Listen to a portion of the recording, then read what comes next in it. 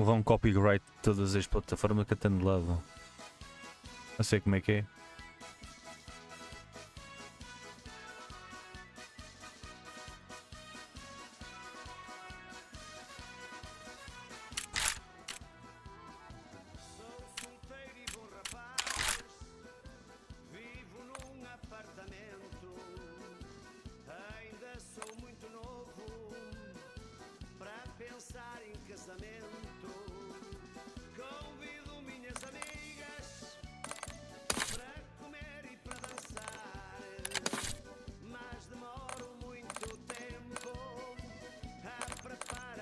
Perguntar. Eu sou mestre da culinária e sei enfeitar a travessa.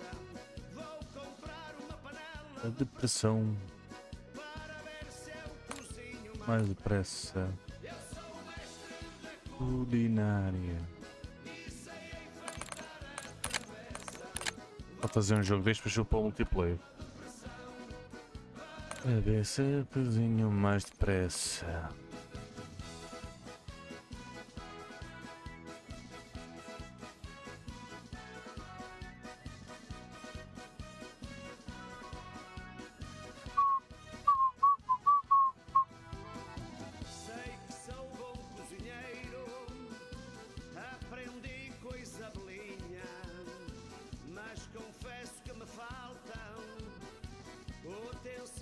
De cozinha. Todas me dizem o mesmo, que jantar delicioso. Aí. Tem fome, desespera, pois sou muito vagaroso. Eu sou o mestre De culinária. e sei enfeitar. Para travessa. Vou comprar uma panela de pressão para ver se cozinho mais depressa.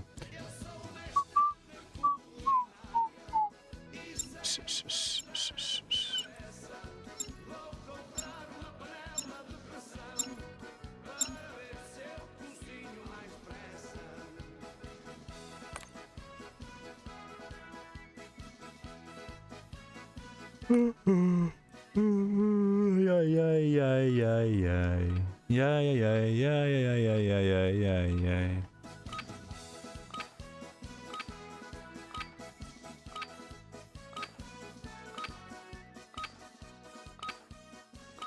Enemies are dropping into the area. Watch the skies. Use this time for some target practice. Real things coming soon.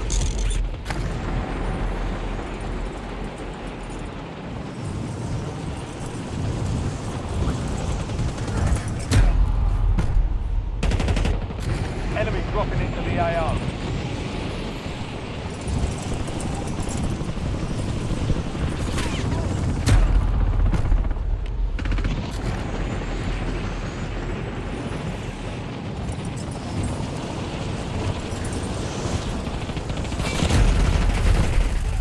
All stations, we are green to go. Stand by for deployment.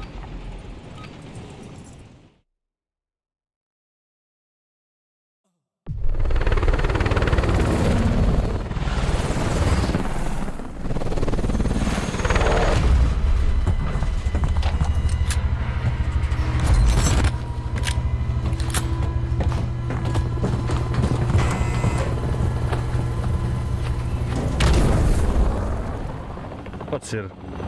Resurgence. Survive and your team can redeploy. Eliminate targets to bring them back from. Como é que é, os chavais? Moving to my mark. Será que vão lá? Mas caralho, uma foda.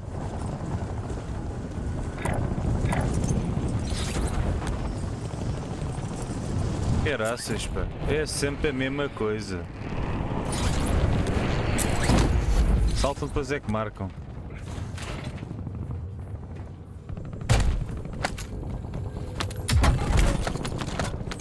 A caçadeira na de cima.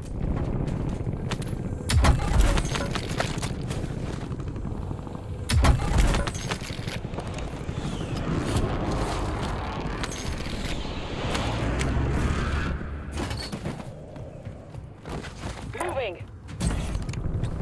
mine! Tenho que me aconchegar melhor.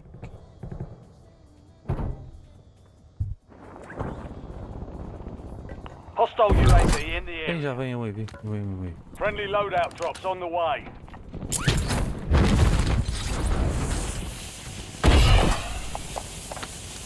You've got a loadout drop inbound. É lá, muito obrigado pelo follow, Lux. Obrigado, Lux. Tinha 2 loadouts, meu. Tudo à grande. É tudo à grande. Thank you. O que é que foi? Tá? O que queres? Queres dinheiro? Aqui. Found some gas. Eyes on enemy. Get enemy cancel lock. Enemy sighted. Cancel. Check your fire! O que foi, ó Zé? Operator establishing score streak. É maluco, meu. Loading. És o quê, ó? Enemy UAV is online.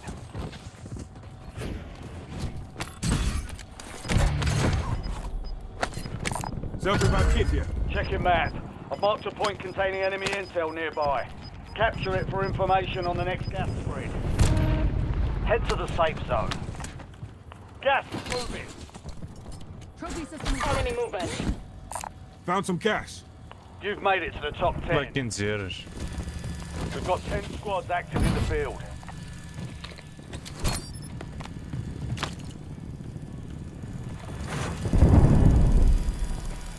Vamos chegar aqui. Para a frente, caralho.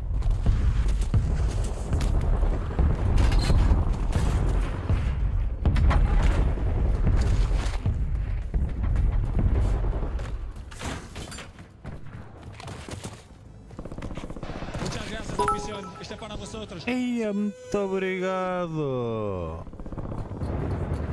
Mancatol.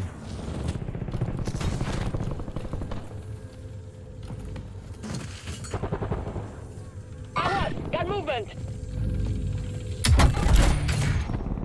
UAV available for tasking. Requesting recon flyover. We are awaiting targeting data. The fuck? Eles foram lá ter.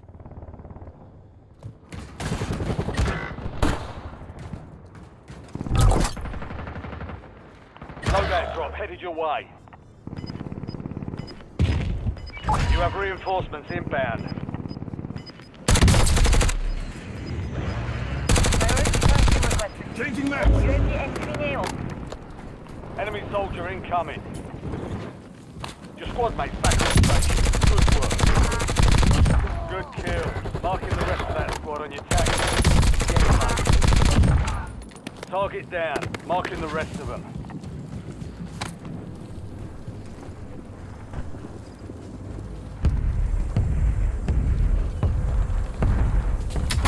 Your squad mate is redeploying. Well done.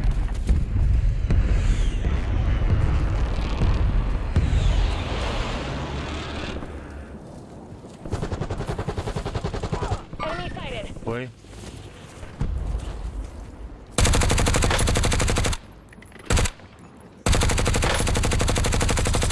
Loading fresh map. Enemy movement.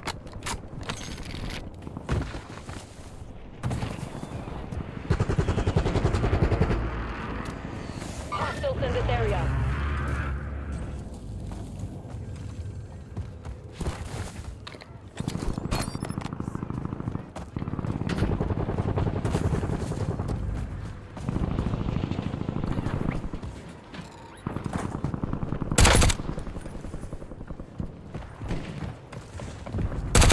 Enemy destroyed. Use Watch your your tag aim, map to soldier. hunt down the rest of them.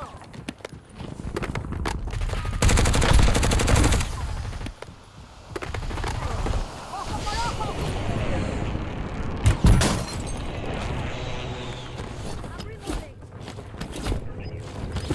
Bring my package.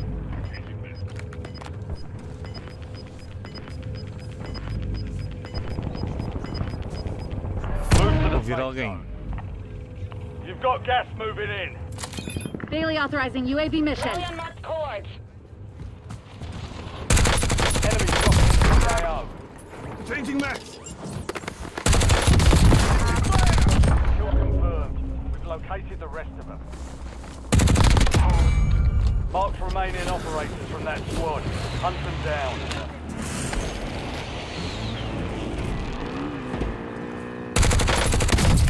I'm red on ammo.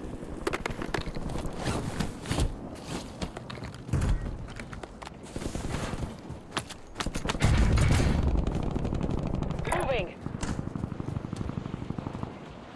Moving here.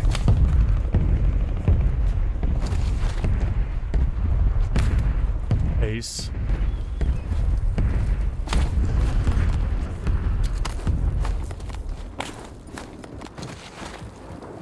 Max almost dry.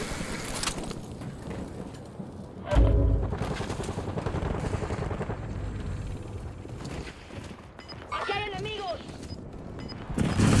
Oh, caralho! Forte! Need max.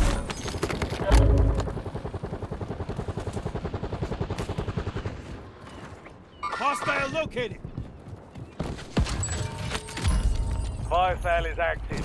Buy station prices are adjusted.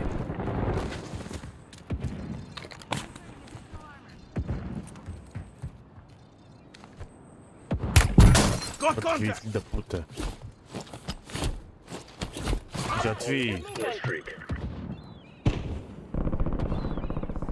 Enemy movement in the AO.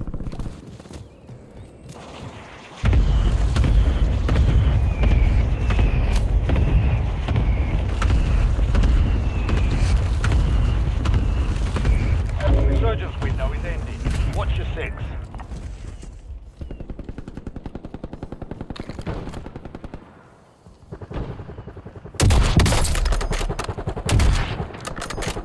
Eyes on enemy. Tracking target location. Reloading.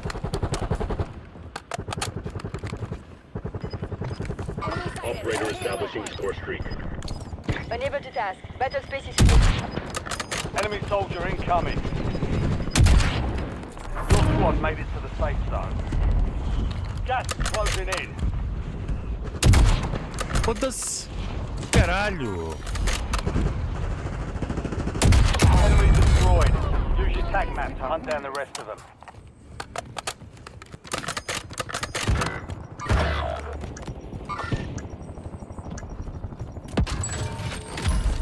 Fire sales done. Prices are back to normal. Hostile eliminated. Estás a vir para aqui fazer o quê? Your squad mates back on station. Good work. Enemy territory. Keep it tight. 16 rounds. Out. Bem, vamos aí agora. Moving. Enemies are dropping into the area. Watch the skies. Enter the area.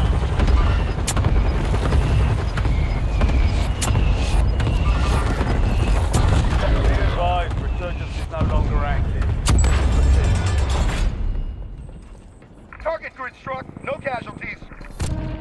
Supply crates have been restocked. Load up.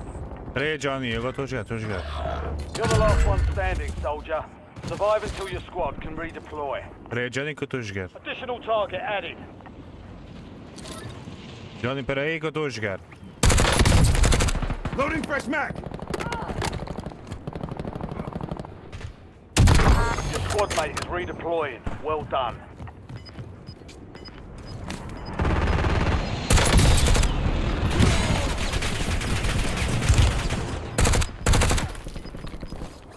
Get to the Tossing safe smoke zone. grenade.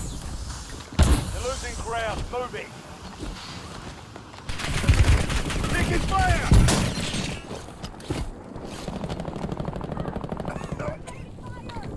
Setting mine. Enemy spotted. All bounty targets are KIA. Well done.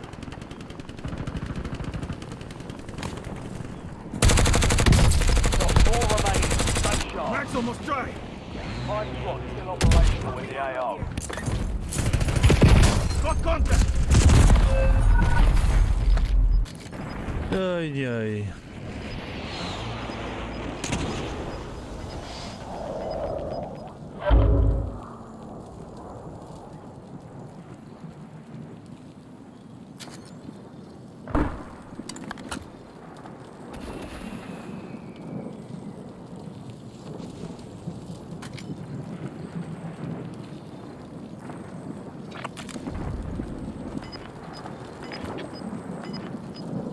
Moving here. Cancel loss. Gas is inbound.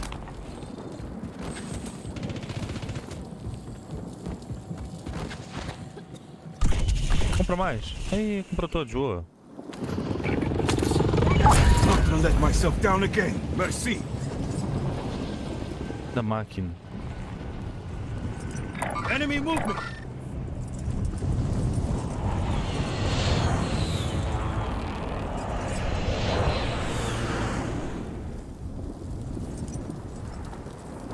Enemy movement in the AO. Enemy movement.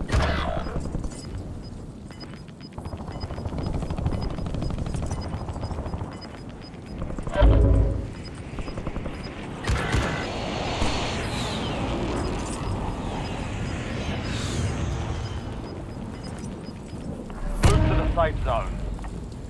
Gas is moving.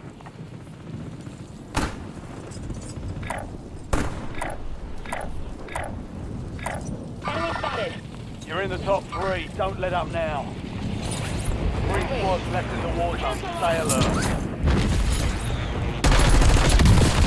Only 2 left. Feeling weak. Enemy UAV overhead. Moving. Just needed electrolytes. Keep it tight.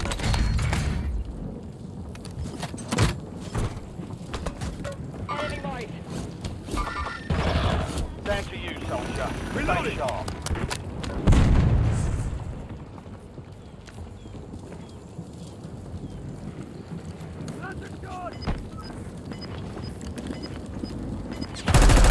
Taking fire.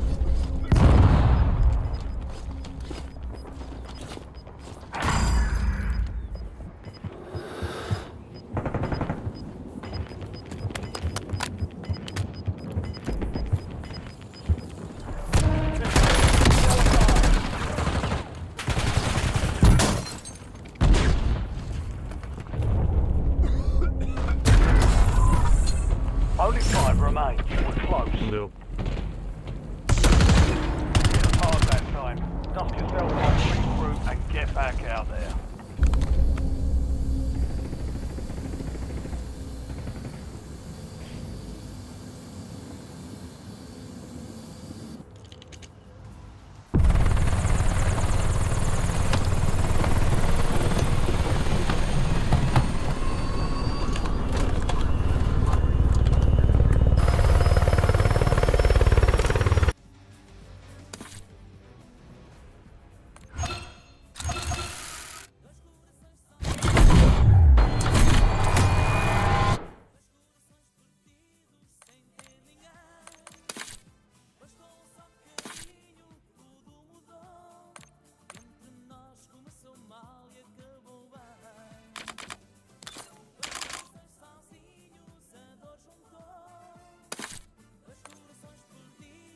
Johnny! E tanta gente.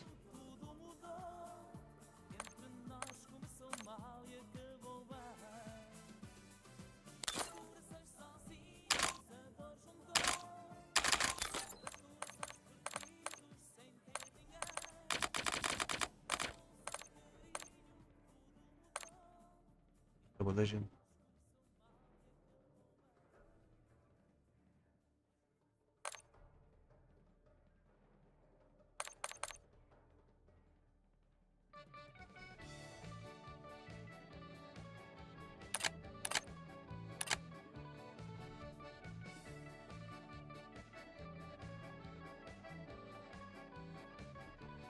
Apita o comboio, lá vai apitar e dentro da linha, mesmo à beirinha.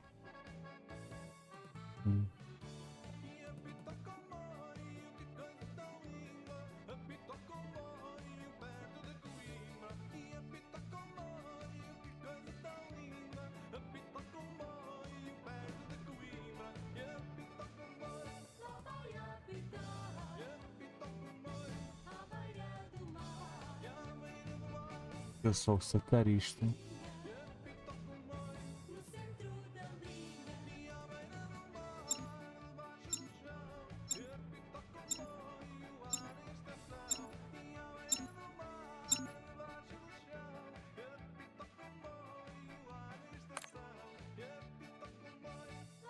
a apitar, beira do mar, mesmo à beirinha, dentro da linha.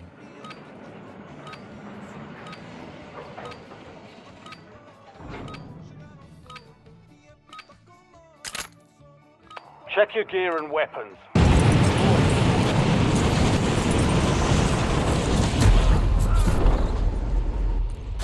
Enemy soldier incoming.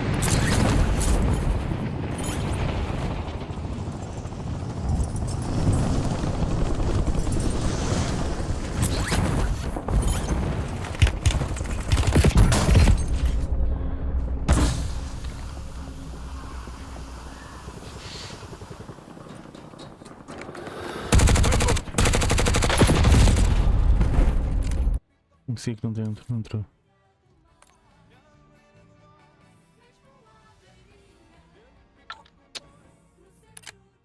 Não liguei esta merda.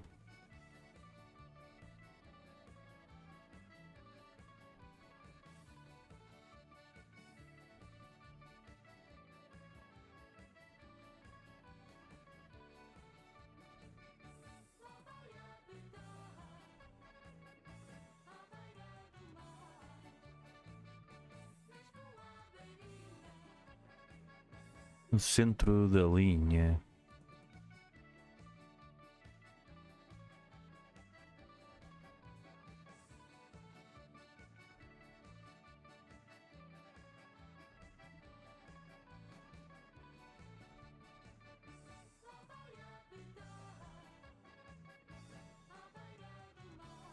O que é que não está a dar? É porque ainda não está preparado.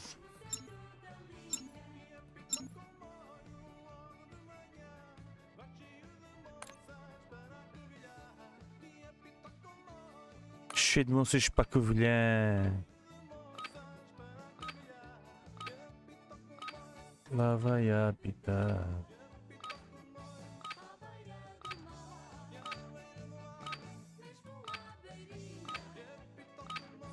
O centro da linha. Check weapons and gear. We're holding for deployment.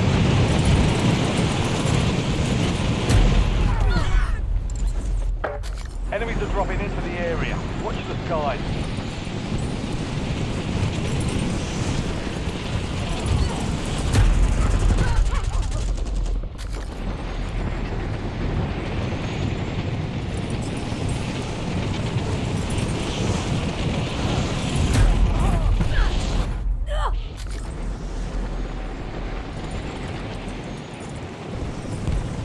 All stations, green light. We're deploying to the war zone.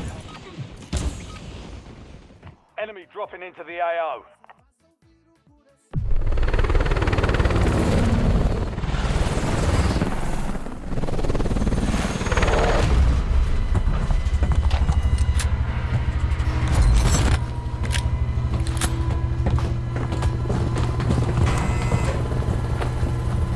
É só que no computador é que não está bom. Resurgence. Survive to redeploy fallen teammates. Kill to bring them back home. My station right here. Let's hit this LZ first. Let's hit this LZ first. Hey, firm. Não sei porque é que não está a dar, mas pronto. Está mal que eu já lhe dou assim, está-se bem. E o chat aqui.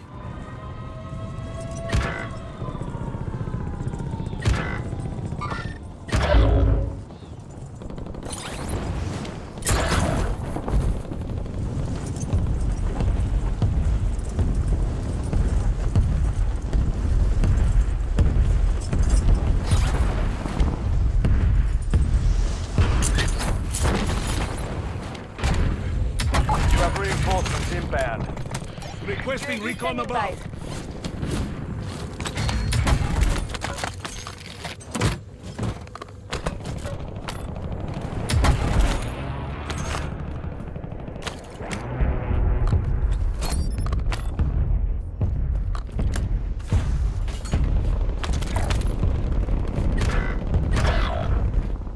Morram bem, meus cães.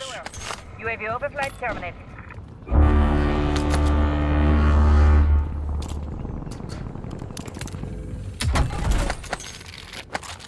Há uma sniper meu. Your squad mate is redeploying. Well Enemy done. setting waypoint.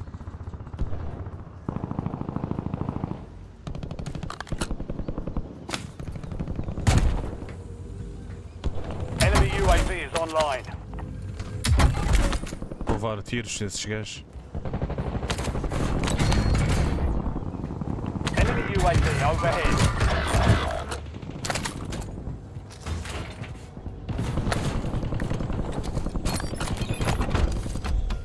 Nossa, ele está vestido.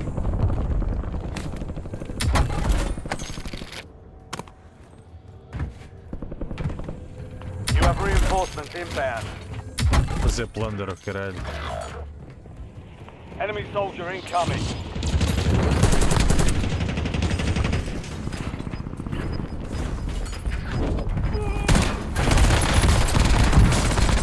All squad mates are in the safe zone. You're losing ground. Moving. Mark remaining operators from that squad. Hunt them down. LVBR inbound. Me carregar a minha arma, caralho. Foda-se que é o estúpido do caralho, meu. Hostile UAV in the area. Foda-se. I'm reloading. Inserting armor.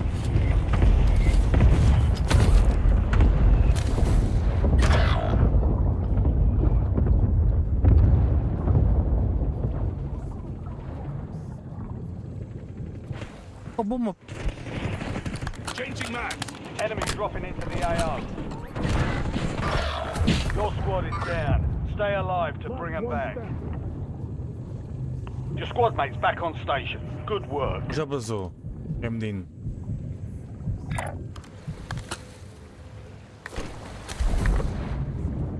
You have reinforcements inbound. Em câmara lenta a nadar. Tem um gajo já.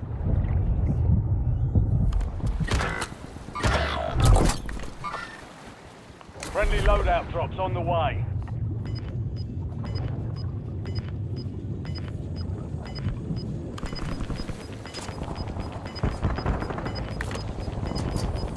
Your squad mate is redeploying. Well done.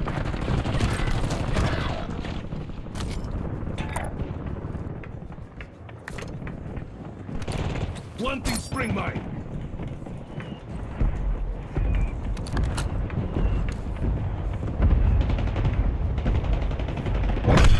Throwing shock charge. It's all on you. Stay alive so your squad Last can one redeploy. standing.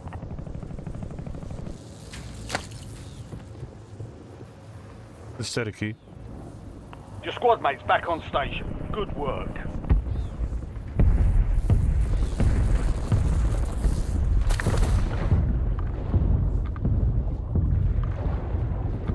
Sou estúpido, deixa de estar aqui, estou a sair daqui. Caralho. You have reinforcements inbound.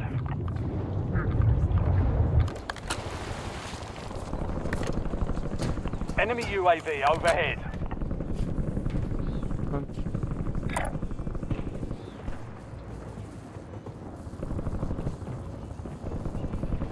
Hostile.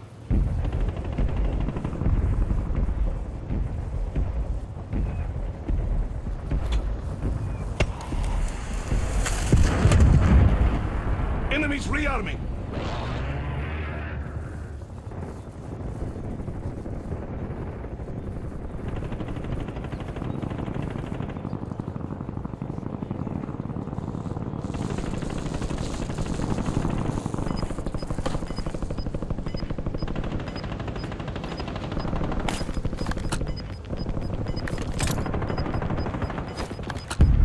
Your squad's in the safe zone. You've got gas moving in.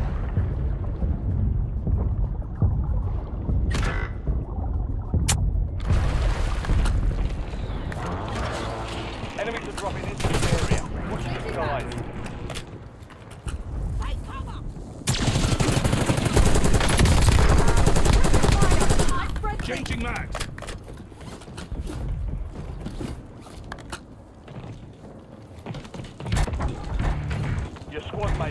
deployed. Well done.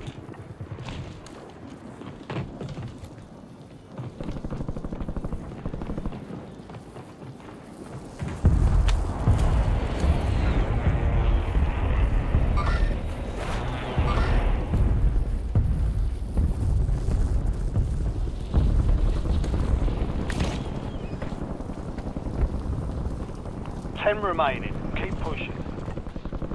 We've got 10 squads active in the field.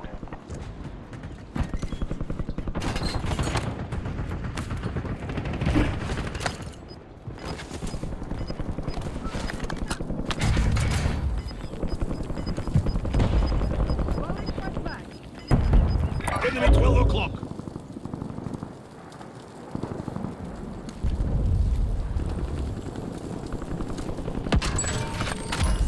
Fire sale active.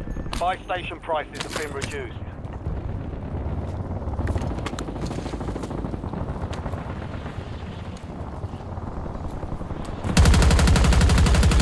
Os tiros todos, foda-se. Hostile UAV in the area. Planting drill charge. Enemy UAV is online. Hostile UAV in the area. Enemy advanced UAV overhead. Enemy UAV is online. Get ready. Surgeon's window is about to close. Enemy UAV overhead.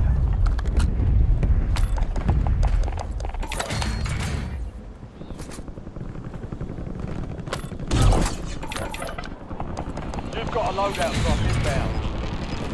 Enemy UAV is online. Self-revive Hostile kit here. UAV in the area. Get to the safe zone. Setting waypoint. Gas is inbound. Hostile changing mags.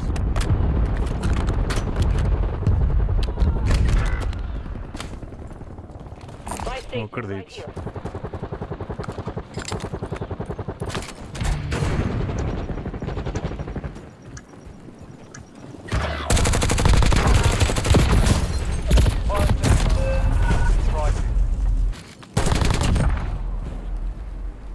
Estás a safar. Vais morrer, foda-se. Vais morrer, caralho. Pumba. Marking the rest of them. Foda-se. Pá, foda-se, é mesmo estúpido, meu. Está a fazer o que aí, caralho? Changing mags. Acho que caralho, pá. Aguenta-te, meu. Aguenta-te, pá. 1 of 10 remaining. Not bad. We lost that one, but we'll get a W next time. É mesmo estúpido, meu. É mesmo burro como o caralho, meu. Aguentava-se ali no gás, meu. É assim.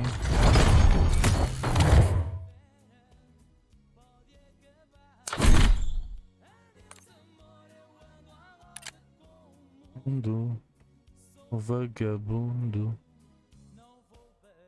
É o homem do metal. Ah.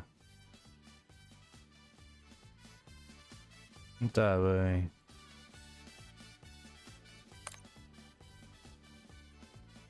Sim, tá bem. Antigamente era apenas no verão, mas agora até de inverno é vê-los com ele na mão. Um bom gelado era coisa de mulher, mas agora há muito homem que também para si o quer. Há gelado de copo e no crepe não é mau, mas eu prefiro aquele que é agarradinho ao pau. Mas há que ter cuidado quando se está a comer, a forma como faço a todos vou dizer. Eu chupo e vou rodando para ele não pingar. Eu Eu chupo e no fim fico com o pau a brincar. Eu chupo e vou rodando para ele não pingar. Eu chupo e no fim fico com o pau a brincar.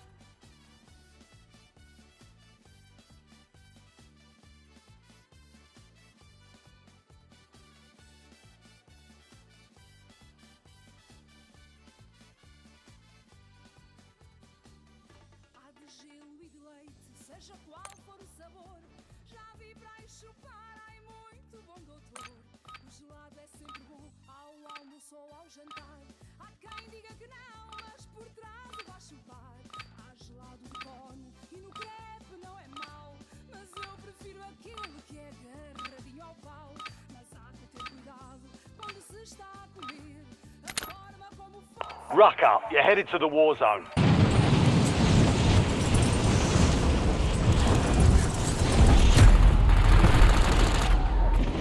Enemy soldier incoming.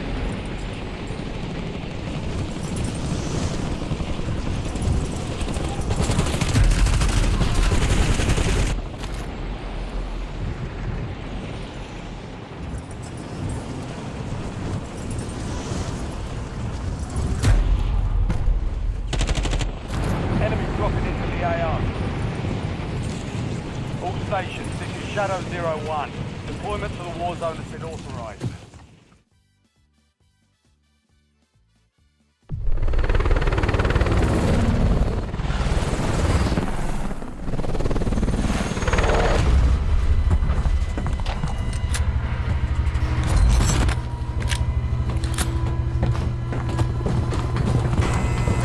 Follow for follow, let's go. Resurgence. Stay alive to keep the squad in the fight. Eu chuto. I've got a contract here. Hold it.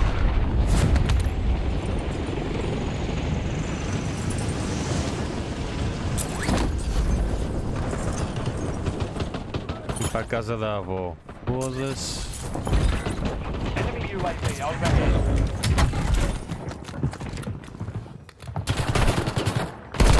All confirmed. We've located the rest of them. Your squad mates back on station. Good work.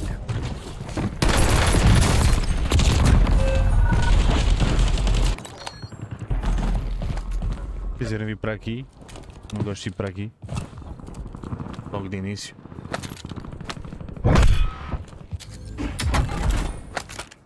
Loadout drop headed your way. Back in business. Get ready. You're Back in redeploying. his bin. E já compraram loadout? Foda-se.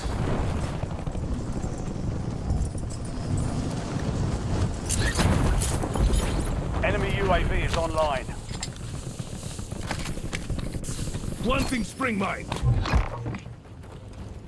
Additional contracts online. Inserting armor.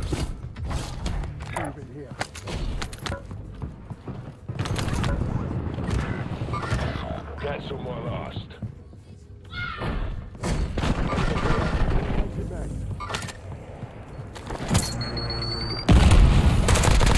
Good kill. Foda-se, está-se a safar, ok. On your tac map.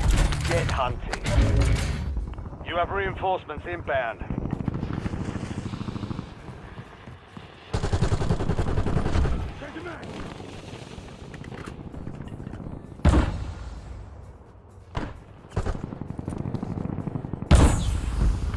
Enemies are dropping into the area. Watch the skies.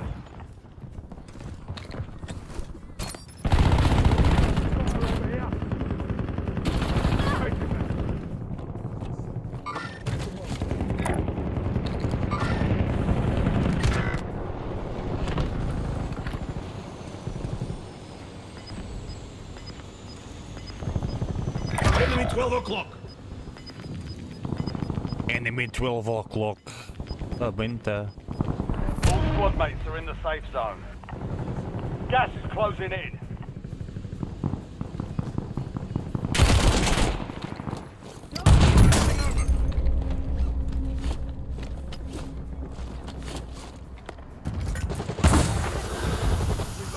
Your squad mate is redeploying. Well done. Hostile.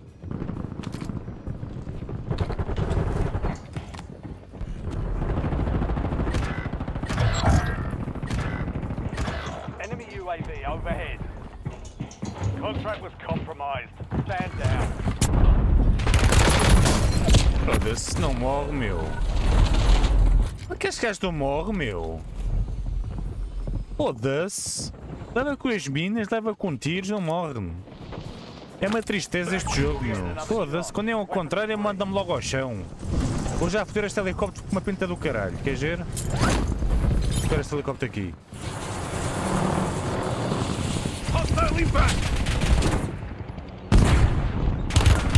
Pá, fosse o helicóptero com o caralho. Tá bom?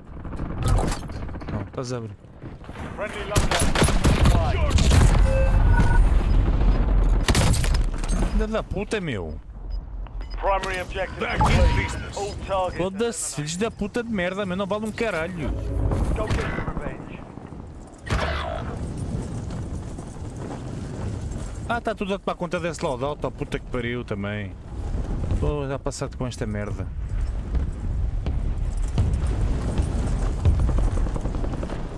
Vai fazer o quê? Morrer?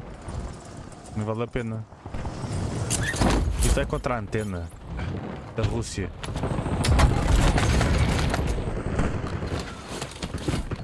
Your squad mates back on station. Good work. Mark the point on your map containing enemy intel. Capture and secure it to get ahead of the next gas spread.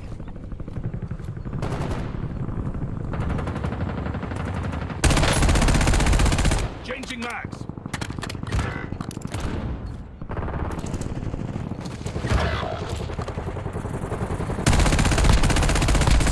Last mag. Hostile UAV in the area.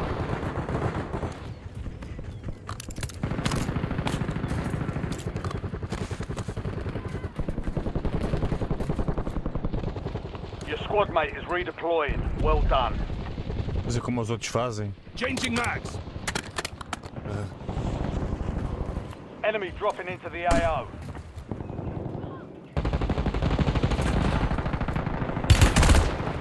Inserting armor. Throwing shock charge.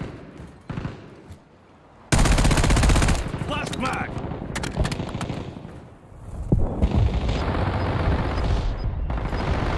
Enemy 12 o'clock.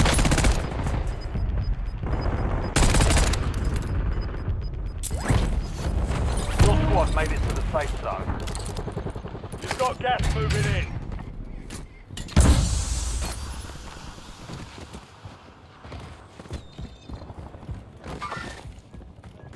Spotted flashback. Foda-se! I'm good.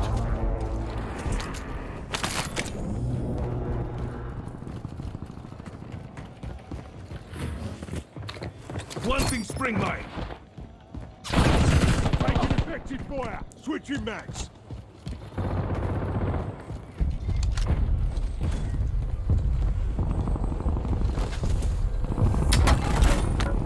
Inserting armor.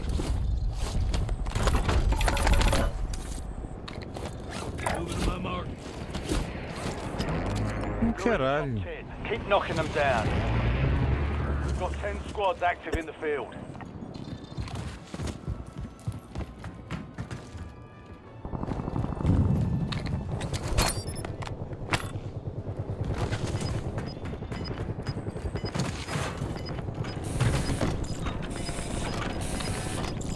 Enemies are dropping into the area. Watch the skies. Quer tomar conta dos dois lados, foda-se.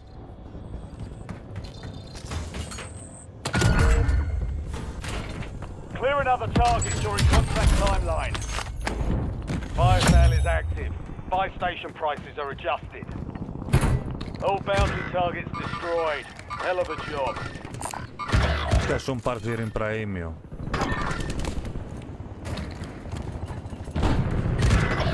Enemy UAV overhead.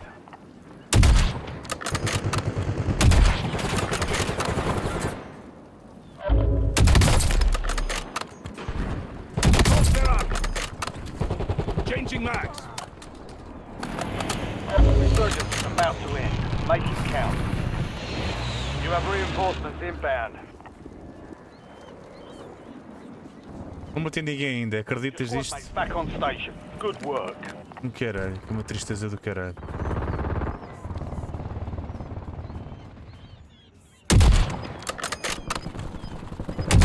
Opa, para o caralho, avancem muito. Eu queria uma oportunidade, meu. Safe zone. Gas is inbound.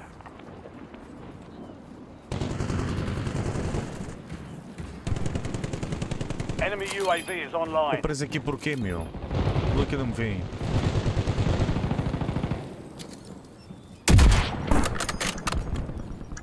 Hostile UAV in the area.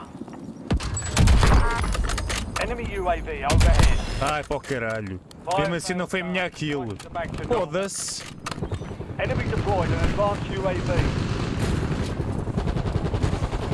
Moving here.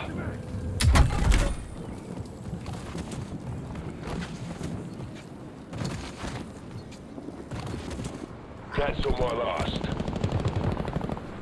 Roubaram-me aquela kill, meu. Porra. Incrível.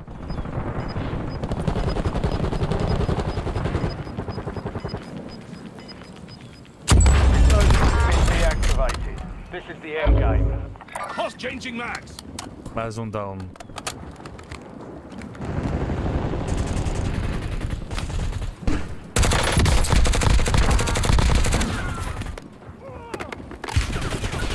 Oh caralho, me deixa-me. Ah, já morreu, foda-se. Foda-se.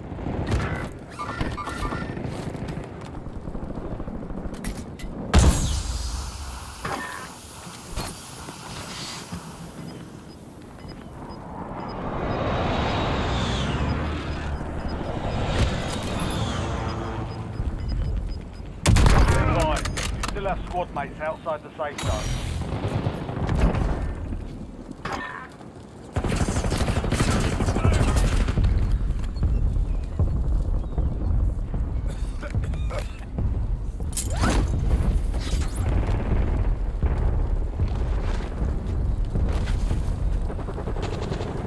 Deploying smoke.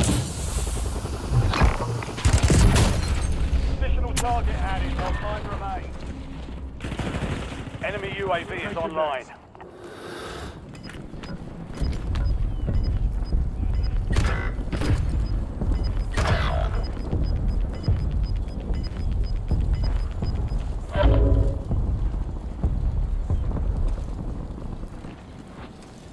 Enemy 12 o'clock. Não, não é. Inserting armor.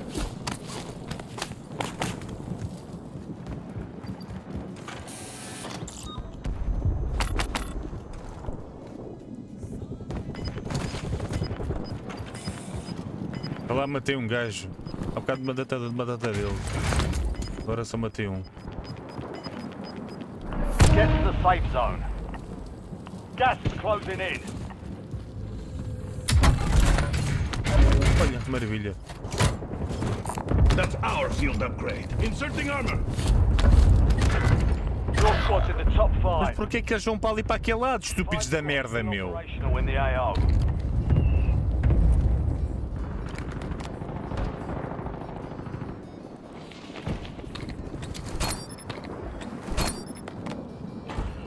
Hostile airstrike loot here. incoming.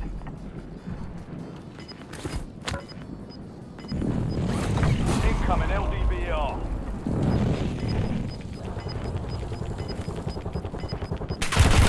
Não, para o caralho! Foda-se, meu! Para o caralho, meu!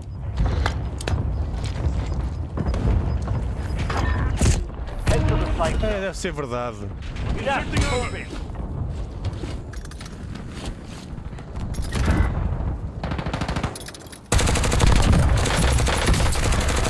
All bounty Changing targets mag. KIA. I can Well help done. you out. Ready to redeploy. Good kill. You're the last one standing, I'm good. soldier. Private redeploy. You're in the top 3. Don't let up now. You're in the last 2. Now finish this. LDBR inbound.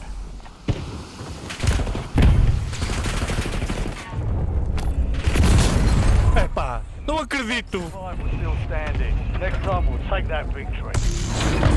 The enemy took that one, but we'll get it. Quer ver? Foda-se.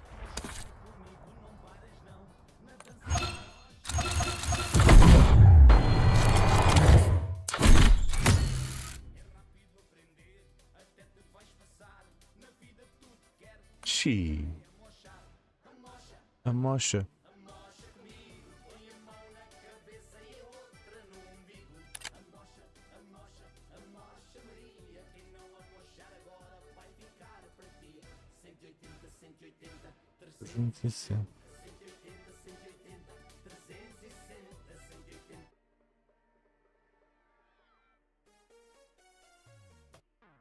Eu sei que me vais deixar quando a música acabar e o baile estiver dormindo. Por isso, antes do sol, faz um retrato de nós para recordar teu sorriso. Tira uma foto comigo.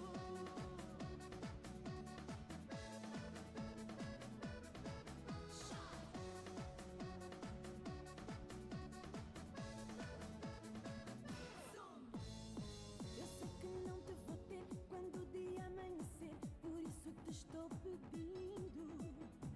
Antes de nascer o sol, faz um retrato de nós para eu guardar no arquivo. Para eu ver tanta vez, pois sempre mato a saudade. Dá-me cor, por favor, e antes que a noite acabe. Hey, tira, tira, tira, tira, tira, tira, tira uma foto comigo. Amigo.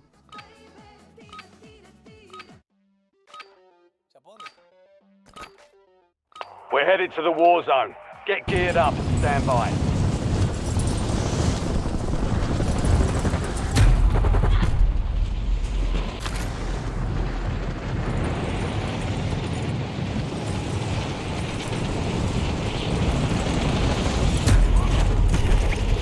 Playtime's over. Stand by for deployment to the war zone. Esta nova dança.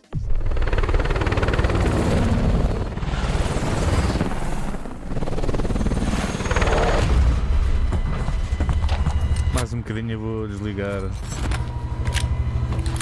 Faço mais este joguinho e vou descansar.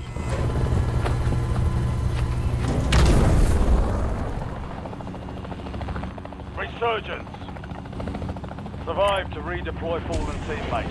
Kill to bring them back faster. Got a contract here. Setting waypoint. Diz pá, puta que pariu.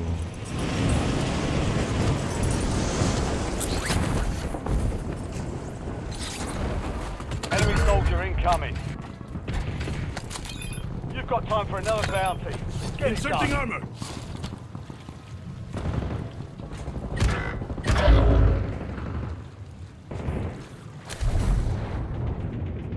Ten remain. You're almost done here. We've got 10 squads active in the field. Your squad is down. Stay alive to bring them back. You have reinforcements inbound. Hostile UAV in the area.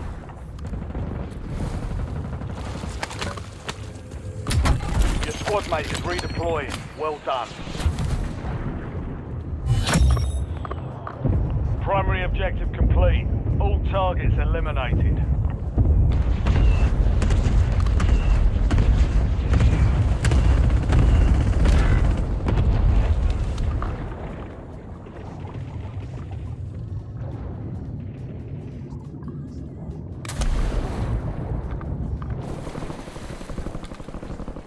Enemy UAV is online. Hostile!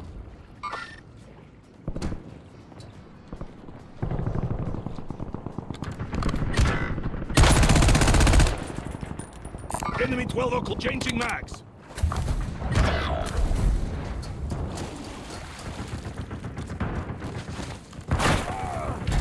Enemy dropping into the AO.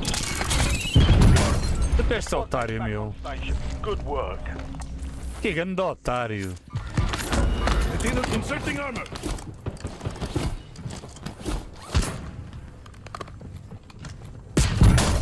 Short.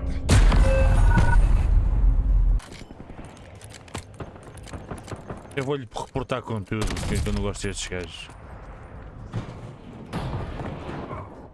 Puta que pariu, mas ao sniper ao quando da primeira dela. Redeployment. Ah, foda-se, já estou tudo fodido. Aqui este gajo vou já para o pé dele. Your squad's in the safe zone. You're losing ground. Moving. You have reinforcements Threat in inbound. the area.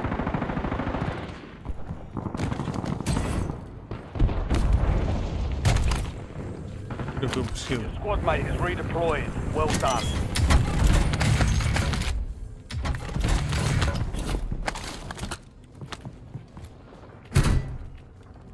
Enemy 12 o'clock. Hostile.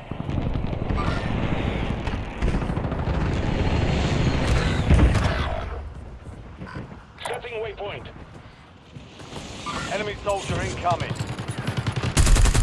Changing mags.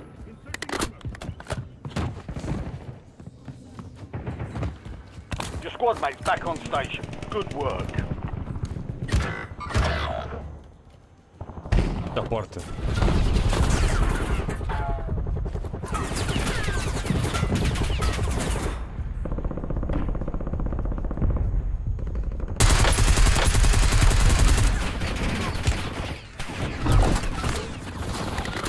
Loadout drop headed your way. You have reinforcements inbound.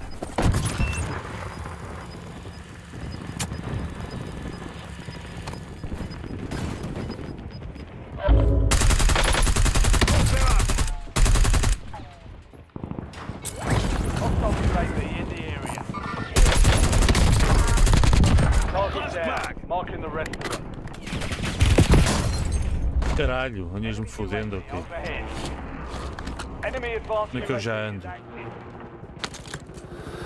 Não vou para ir para dentro. Bem, isto parecia mesmo a Rambo. Your squad mate's back on station. Good work.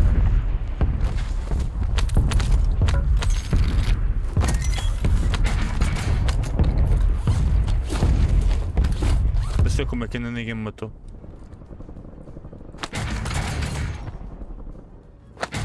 Changing mags. A leve 50, gosto mais desta testa. Hostile UAV in the area. Sai daqui, foda-se. Olha, aí vi-me ao caralho. Foda-se, vi-me lá de cima.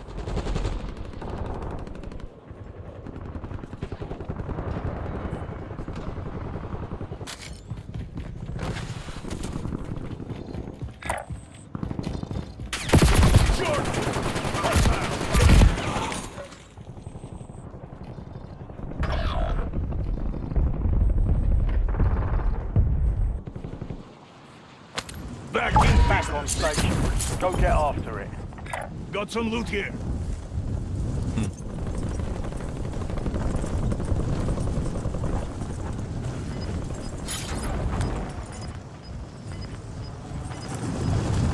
Setting waypoint. Hostile.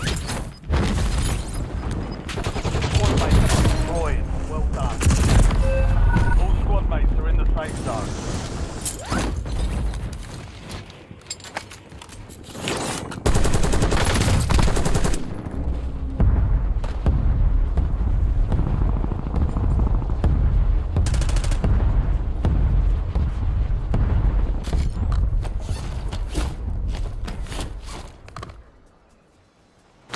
Back in business. You're redeploying. Vamos quando essa merda toda esses Setting gajos. waypoint. Fiz bem o primeiro jogo e esses já foram uma grande merda.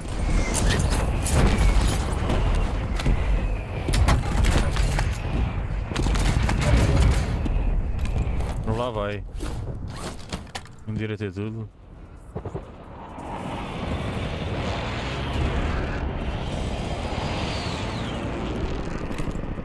Não suba, estúpido. Enemy 12 o'clock.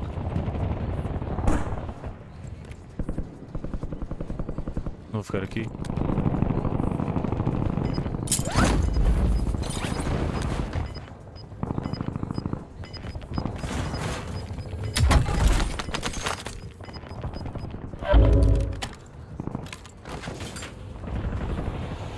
Establish hardpoint station.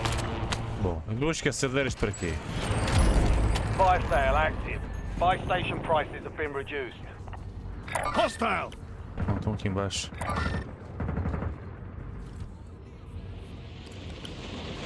Enemies are dropping into the area. Watch the skies. Deixa eu ir, que é que ele se foda.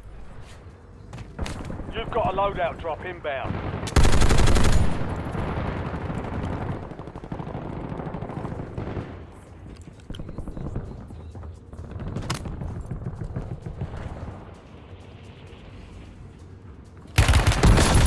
Get ready. Surgeon's window is about to close. Last one standing. Mas lá o report máximo. Então, foda-se. Acerta-me, mata-me logo. O que é isto? Mas é para o caralho, meu. Eu fico fodido com essa merda. Com os otários do caralho, valem piso, meu. To the front. Earn this. Foda-se, é mesmo otário, meu. Porra. Foda-se, filhos da puta de merda, meu. Online. Your squad made it to the safe zone. Olha bem o nome do loadout, foda-se. Overhead.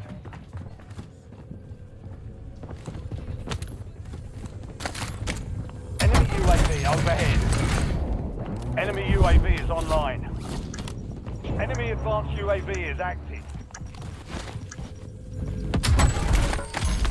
Fire sales over. Adjusting pricing. Your squad mates back on station. Good work.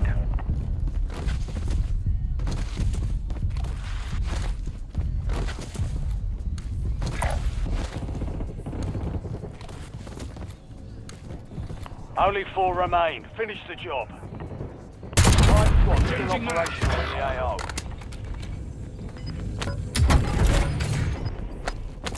Agora caralho. Supply box is located. Move to secure. Surgeons is close. No more second chances.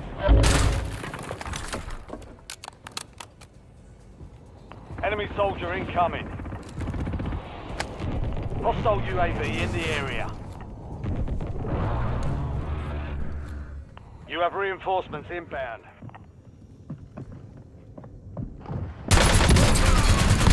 Changing mags.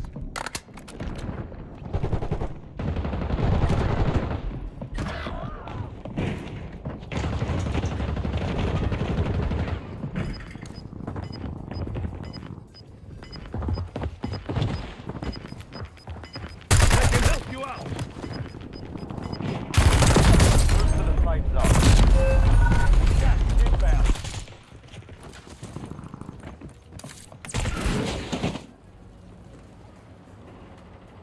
Não digo nada. Changing mags.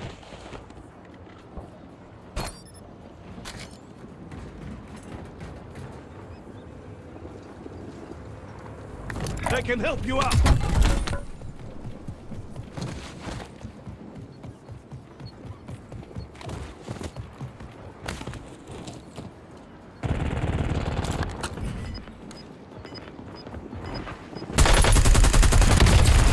Ah, para o caralho, foste com o caralho. Inserting armor. Foda-se, estás aí acampado de merda, vales um caralho. Foda-se.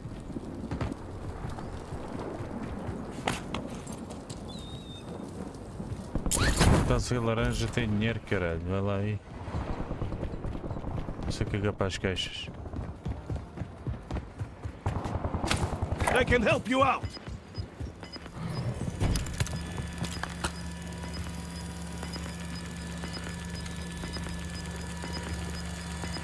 Eu matei um. You're losing Changing ground. mags. Move it.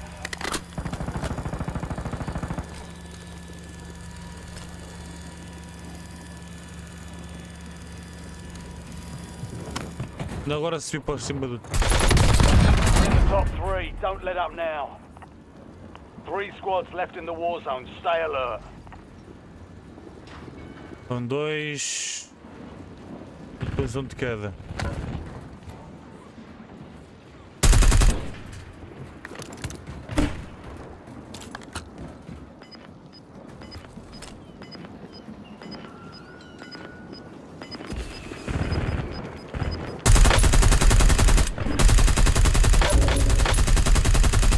Changing mags. Short. I am down. Estás muito mal posicionado, meu amigo. Gas is closing in.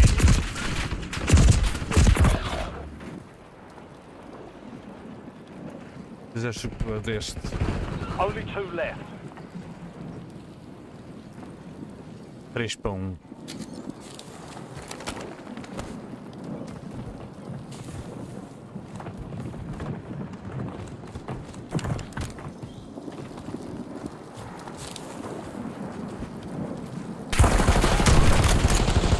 Estarmos em sniper, meu. Foda-se. 1 of 5 remaining.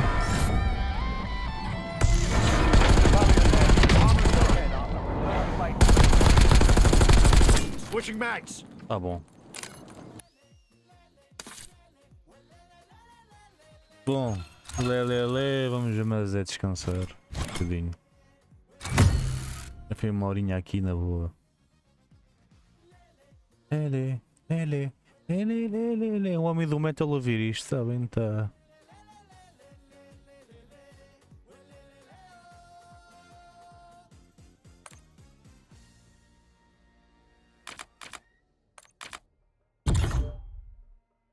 Está-se bem.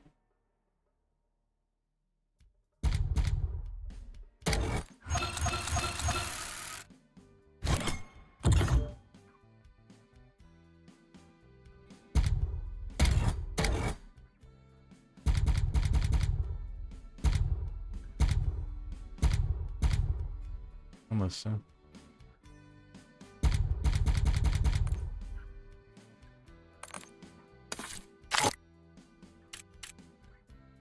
Yes. Yes, meu. Sim. É mesmo chato isto. Tão como divas.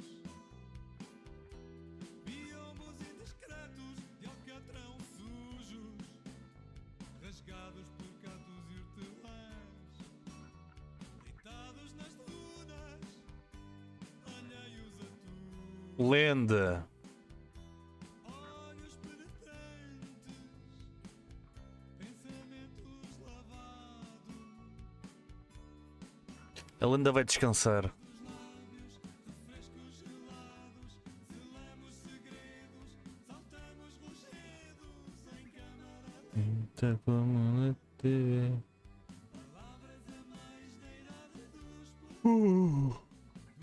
É que o impacto anda aqui a ver, meu.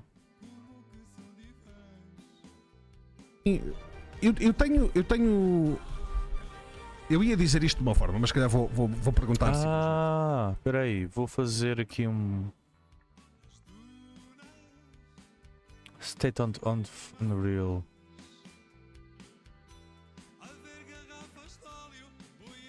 Vou pôr isto, não é isto.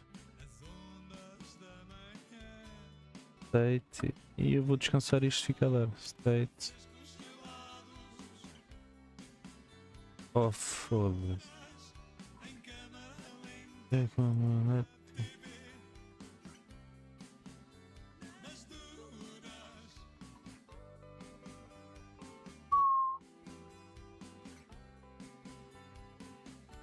aqui.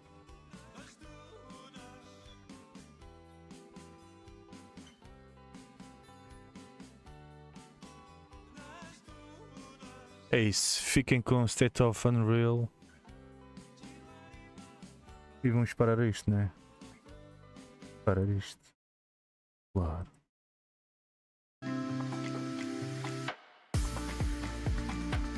Assim está melhor.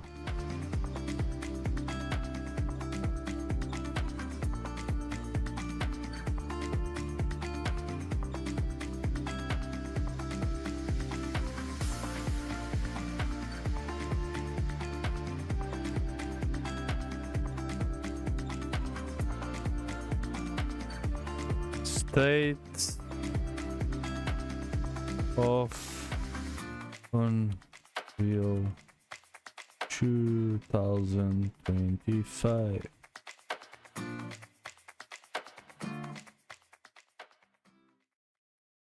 É isso. Pessoal. Até mais logo.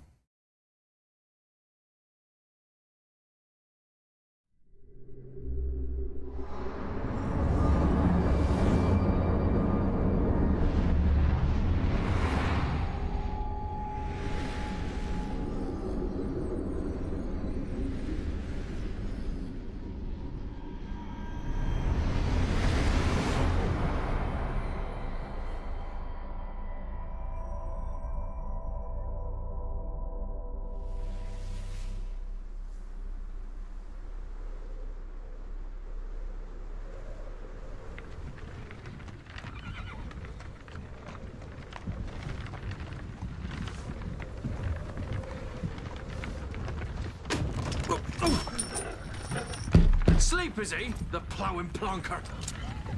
Break me pearlies on this blasted pit-ridden tract.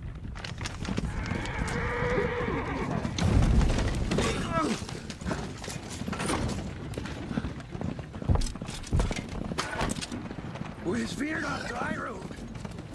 Aye, the devil's after it! It's running from!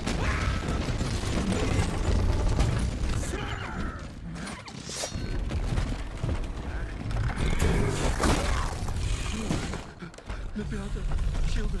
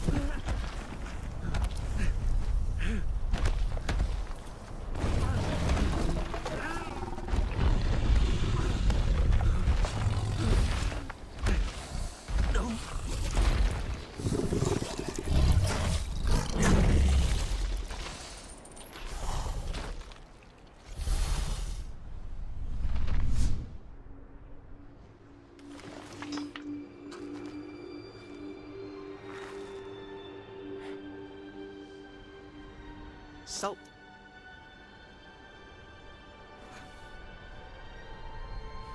Almost had me fooled, Fruin.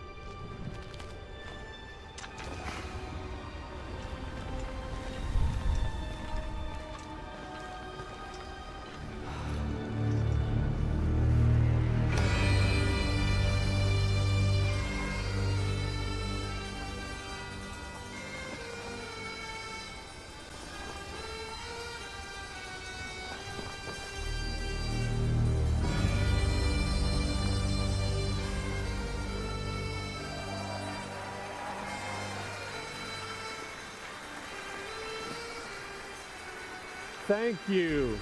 Thank you, everyone, and welcome to the State of Unreal at Unreal Fest Orlando. We're here to show you what's next with Unreal Engine and so much more. We are thrilled that you're able to join us. Thank you. But first things first, I'm here with Sebastian and Kitek from CD Projekt Red. We have a lot to talk about. Hey, guys. Hey. Thank you, Wyatt. Thank you, Wyatt, and hello, everyone. With The Witcher 4, we're stepping things up.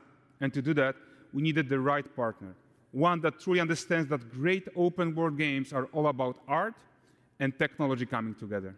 Yeah, and look, our goals are completely aligned here. And around the launch of UE5, your awesome team at CD Projekt Red announced a collaboration to make open-world development in Unreal even better. And it's an opportunity, we just couldn't pass it up. So we've been working on a technical demo together to achieve just that. I think we should take a look at it. You guys ready? Born ready. Kitek is going to play the build for us. Sure, let's do it.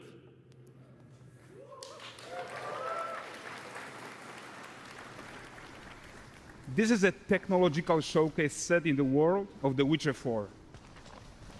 What you just saw and are going to see now is running on a standard PlayStation 5 at 60 FPS with ray tracing. So in the game, you'll be playing as Ciri, a professional monster slayer, a witcher. She explores the world and hunts down monsters for coin. The region we are in is called Kovir, and you'll get to explore it in a game. Right now, Ciri is investigating a monster, and after gathering new clues, she is heading back to a nearby village.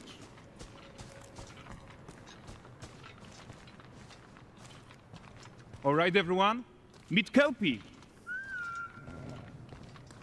Let weeds be weeds, Kelpie. So just like Geralt and Roach, Ciri has her own loyal companion. We return to town. These two characters need to feel like one. Since you're gonna explore the world on horseback, riding needs to feel seamless, natural, and just fun. Yeah, and to support that, we're introducing multi-character motion matching in Unreal. So Ciri and Kelpie, they're perfectly synchronized when mounting from any angle and speed. And we also support root motion movement on Kelpie, so controlling her feels realistic and grounded. And there are also some really nice improvements to our Unreal Chaos Flesh Solver and these machine-learned deformations. So you've got realistic muscles moving and stretching under Kelpie's skin without compromising the performance there.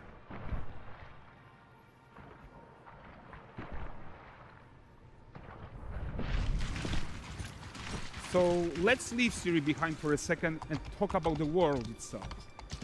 So much of the Witcher world is natural, organic, especially Kovir with its dense forest and wild nature. Yeah, and wild nature is hard. And with nanite geometry, we've freed artists from so many of their old constraints. But we don't want to rest until everything we do in Unreal has that same spirit of freedom. There's always more work to do. And foliage is a huge piece of that puzzle. So we are excited to introduce nanite foliage. And in order to achieve gorgeous foliage density everywhere, while still being memory efficient, fast to render, we believe that a new idea was needed. So instead of the same card approach we've been using for the past 20 years, artists should be free to take a nanite approach to foliage, modeling every single leaf and pine needle. And the old LOD tricks of the past, they needed a complete rethink. And in their place, it's a new adaptive voxel representation in nanite. It's volumetric, it's fully 3D, it is super fast to render.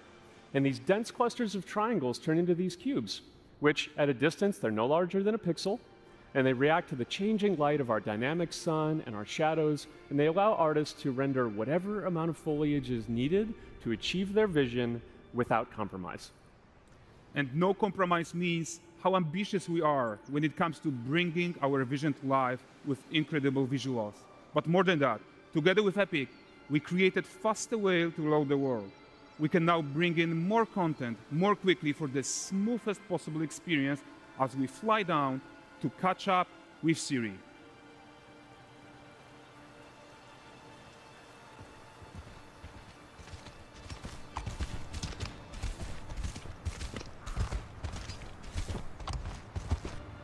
Welcome to Valdrest.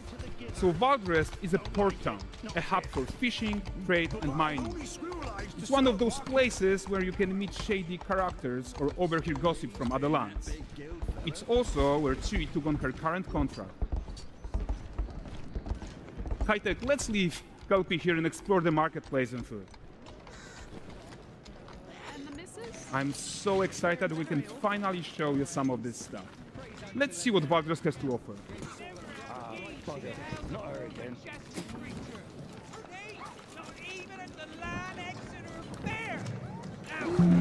Nine gazes while I present him with a fish. For the furry rascal will often wink, and the bear's wink grants good fortune. For this feat, I am confident of your generosity. Pardon. Guys, notice how responsive the world is. Character actions directly affect what happens around you, sometimes even setting off chain reactions. Everything is working together.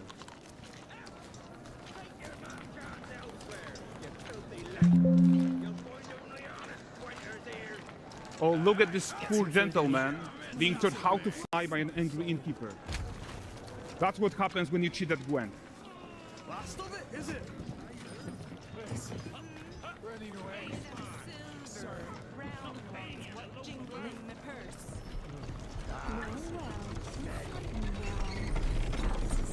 Okay, so this is the guy who gave the series questions on.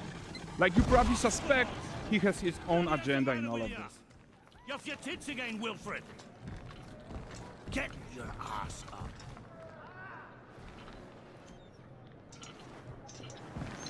A typical day's toil. Who in? Ah, Witcheress. What news of my wagons? No eternity is taking that damn salt to arrive. I found them. And, well, suffice to say, they'll not reach you. As for the salt, I found not one speck. I presume this comes as no surprise to you. Now. Kavir's smuggling trade is of no concern to me. Shush. The Manticore, that flattened your cars and devoured your men? Quite the opposite. Manticore? No, them winged hellspawn dwell in the arse end of Creighton. While Siri decides what to do about that merchant, let's take a look at the character technology that powers this marketplace. Why don't we listen in on these fishmongers? They're selling their wares, chatting up customers. Morning, catch this is. Won't find none fresher. Reckon me ladies after one of them. Get this cleaned and gutted for you. You mind, dearest? Into seeing something more. Got mackerel cod, all Braxton's finest. And there is tons of tech to play here, even in a simple market stall. Metahuman tools, improved Unreal smart objects, chaos cloth, and more. Yeah, and all of this exists to make sure that the gap in quality between Siri and NPCs is as small as possible. Yeah, and closing that gap, it's not just about fidelity, right, but also authenticity. They should react to changes in the world around them. But the prisoner in Pillory isn't exciting enough for Valdrest. Let's grab everyone's attention with a circus.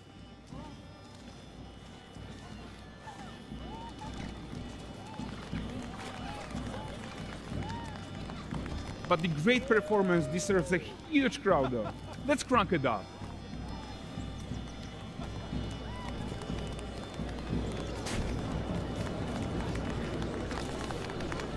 So you are seeing tons of optimizations here to many of Unreal's systems, including an entirely new Unreal animation framework, allowing us to fit easily in our 60 FPS budget, not just in rendering, but also with room to spare on the game thread.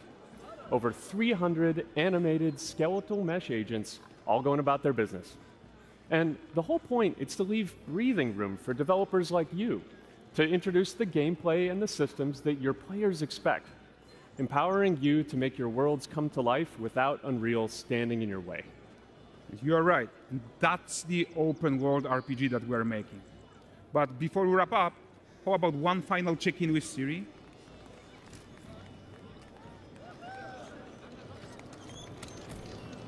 We are making this game to be the most immersive and ambitious open world Witcher game ever. And we are making this a reality thanks to our work on Unreal with the team at Epic. I think what we're doing together is going to bring in a new generation of open world RPGs, and I'm so proud of what we accomplished so far. We are too. So we're almost done, but before we go, here's a small gift for all Witcher fans. A first look at Lanexeter.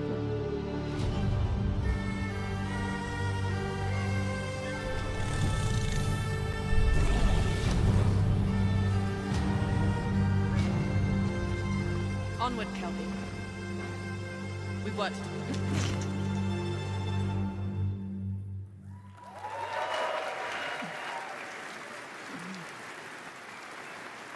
Thanks, guys. Seriously, it looks amazing. And we've also barely scratched the surface of what's coming in Unreal 5.6. So here's Julien to tell you even more. Thank you very much. Thank you so much.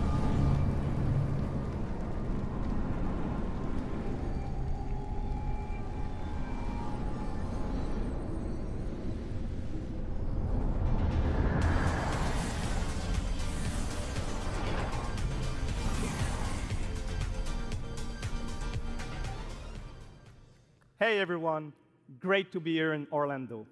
I spent a lot of time on this demo, so I'm happy to be the one to talk about what went into the 5.6 release. An open world like that was just the perfect content to focus on our main goal for the release, which was performance. We want the engine to scale to large and rich worlds, we want to preserve graphics quality, and of course, we want to deliver high frame rates that you and your players expect. So let's check it out, starting with rendering. If you all remember, when we released Nanite with UE5, it supported static geometry. Last year, we brought skinning to Nanite. And now, we're working on Nanite foliage. The only way to have a forest that looks as good as this one is to use 3D geometry for all parts of the trees, just like we do for everything else. However, this is a crazy amount of fine geometry. So we had to rethink how trees are created and displayed. To create them, we developed nanite assemblies. These 28 little parts that you see are all that we use to build all the spruces from the forest. They are instanced thousands of times and used like building blocks to assemble trees in different ways. And as you probably noticed with the wind effect, they even support skeletal animation, which runs on the GPU. Thanks to assembly, we greatly reduce the storage, the runtime memory, and the rendering cost. Then, to display an entire forest, the challenge was to preserve fidelity and performance from any distance. Let's check up close the level of detail we're talking about here. Lots of details. But this triangle representation is not the most efficient when far away, due to the amount of overlapping. And that's why we made an adaptive voxel representation. But in reality, you'll never see those voxels this close, since when we move the camera back, they're barely a pixel. Nanite foliage is almost done. We are moving it to the main line as we speak, and it will be available for everyone in 5.7. Another thing I would like to share is that ray tracing and Lumen now run more than twice as fast, with no visual trade-off compared to when UE5 was released. And because of that, we can now hit 60 FPS on consoles. And finally, we rewrote the rendering pipeline to run asynchronously so you can increase the richness of your scenes even more. Now let's talk about chaos physics. For chaos cloth, we improve our cloth-to-cloth constraint solution. This removes a lot of collision evaluation when garments are piling up and interacting with each other. Even for complex setup like Series Cape, we hit a sub-millisecond budget on PS5. With Chaos Flesh, we introduce procedural muscle activations to make deformation and motion more natural. Your artist will still have control over tetrahedral simulation and train ML models that run fast in real time. We now support the baking of fluid surface data into lightweight assets to be played back at low cost. This is going to give you high-fidelity water without the performance cost of real-time fluid simulation. For animation, we work on both performance and fidelity. Here, you can see how Siri and Kelpie match up in their interaction. Well, that works no matter the angle of approach. That's our modes character motion matching solution. We also added motion matching in Sequencer to build stitch tracks. With them, you can seamlessly transition from gameplay to cinematic. Also, we now have a secondary layer of animation driven by physics in Control Rig. We used it in Kelpie's rig to drive the mane, the tail, and the saddlebacks. And now, I'm happy to announce that all these features are already integrated into our new Unreal Animation framework, which we are releasing as experimental in 5.6. We built it with performance first in mind. Animation evaluation are now running in parallel off the game thread, which was our bottleneck. And for the other character systems that are just as costly, like movement, avoidance, state tree behaviors, we also move them to worker threads. This is really going to help you create scenes that are crowded and lively. Streaming has always been a big deal regarding performance. And the three biggest improvements we made are physics state creation, which now runs async, improve runtime PCG for ground scatter on GPU, and a new FastGeo plugin to stream static geometry. And just to take a different example, in City Sample, the streaming time was cut down by 90% while moving at high speed. We focus on a lot of areas for performance in 5.6, and mobile is no exception. We work on better defaults and scalability settings for mobile and minimize the default package size. We also improve our workflows with a UI refactor of the viewport toolbar and content browser, an on-device iteration workflow, and a mobile preview solution. So there you go. Unreal Engine 5.6 is all about performance, and it's available today.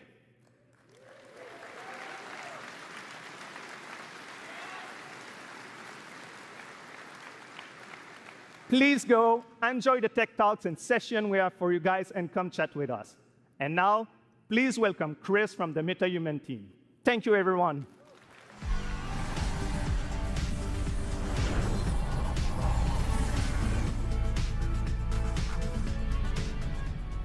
Thank you, Julian. Metahumans may only be a few years old, but we are seeing them everywhere, powering everything from games and AI agents to film, television, cultural heritage, and more. What you've seen so far is just the beginning. The creativity and innovation coming from the community continues to inspire us. It reminds us why we build these tools in the first place, to make it easier for everyone to tell stories that matter. Now we're entering the next chapter, expanding how you create and animate metahumans with flexible workflows that help you move faster and work smarter. To walk us through some of the biggest features in this release, please welcome filmmaker and virtual production pioneer, Matt Workman.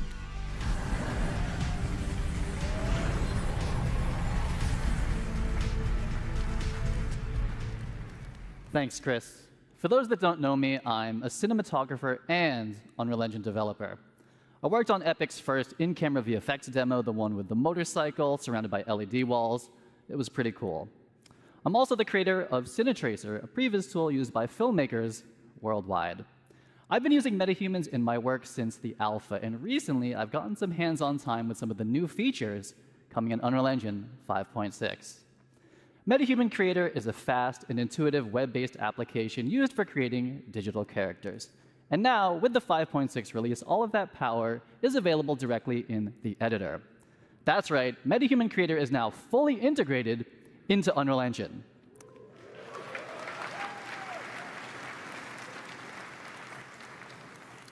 I think it's pretty cool, too. You can create and work with metahumans directly in your project, keeping everything connected and in context. And with the new character assemblies, metahumans are built locally, making it even easier to integrate them directly into your pipeline. MetaHuman Creator is one of Unreal's first cloud-enhanced tools. It means you work locally, but for heavy lifting, tasks like generating high-quality textures or building our complex face and body rigs, we leverage MetaHuman Cloud services, which deliver high-fidelity results without ever leaving the editor. And in 5.6, local assembly reduces the average MetaHuman export time from 15 to 20 minutes down to 2 or 3. The team tackled all this while dramatically expanding the core representation model and significantly improving visual fidelity. Basically, you can make even more diverse characters, they all look better, it's frickin' fast, and it is in Unreal Editor on your local machine. And while those are all major improvements, we're just starting to scratch the surface here. Metahumans have always had amazing facial customization, and now Epic is bringing that same level of control and realism to the entire body. In UE 5.6, metahumans get a major upgrade with the new parametric body system, letting you blend between different presets or fine-tune proportions using real-world measurements like height, inseam, shoulder width, and even muscle mass. And here's the best part. As the body changes, so does the clothing. The new Unreal Outfit asset automatically adapts garments to the character's body, all in real time, no matter the proportions. As someone who's built these kind of assets before, I can tell you this used to mean manually creating and managing every body variation. The new system does give you the flexibility to create different sizes, and if you do, it will pick the closest match and fit that to the character for you. It makes building a wide array of production-ready characters faster and a whole lot more scalable. Yeah, I'm super excited to see what people do with the new outfit system. And that actually brings us to our next announcement. Starting today, metahumans and their accessories are available on Fab, Epic's one-stop shop for digital assets. This is the new MetaHuman channel on Fab, and there's already some great artists and studios sharing and selling content there. I'm going to shift gears for a minute. Matt, do you remember when we unveiled MetaHuman Animator a couple years ago? Of course. I consider myself MetaHuman's #1 fan, and I'm also guilty for being eternally online, so of course, I saw that demo, and of course, absolutely loved it. Some of my industry friends, they thought it was sorcery. We went from capture to final results in a couple minutes, and it made high-quality facial animation accessible to everyone. Well, today, we are taking it to the next level with a focus on real-time animation. We scoured the galaxy to find the best talent to demo these tools, and I think Matt has found just the right character for the job. Now, I could be wrong, but I think I cooked here. This guy is a true professional, tons of experience, and he's even going to be joining us via live telecast from space, outer space. Let's go ahead and connect.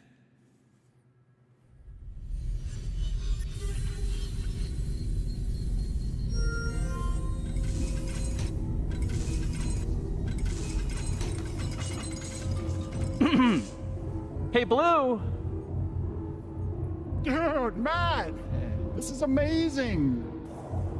I'm making nachos in my nuclear-powered air fryer. Anyway, I was about to munch on this before the keynote. What's up?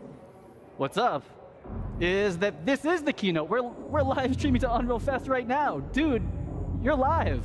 Oh yeah, look at that. You people in your time zones.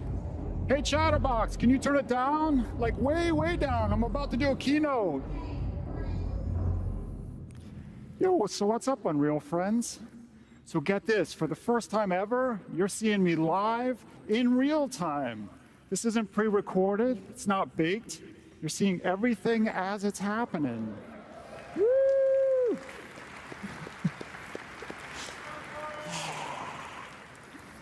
And it's all thanks to MetaHuman Animator. Just check out my alter ego, Corey. He's down there on stage with you guys, and as you can see, our movements are mirrored within milliseconds. Even the smallest expressions are beautifully articulated.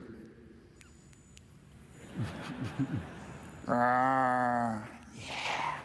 And look, he's not even wearing a helmet or a suit. I'm telling you, the possibilities are getting crazy. Now I can live chat with fans, take my stand-up act on the road, perform Macbeth. Okay, maybe not Macbeth. But the real truth is, the power of live performance is in all the happy accidents. Honestly, most of my best stuff happens when things go, you know, a little sideways. Nuclear core instability detected. Case in point, trusting my beautiful nachos to a DIY nuclear-powered air fryer. Hey, Corey, come on out here.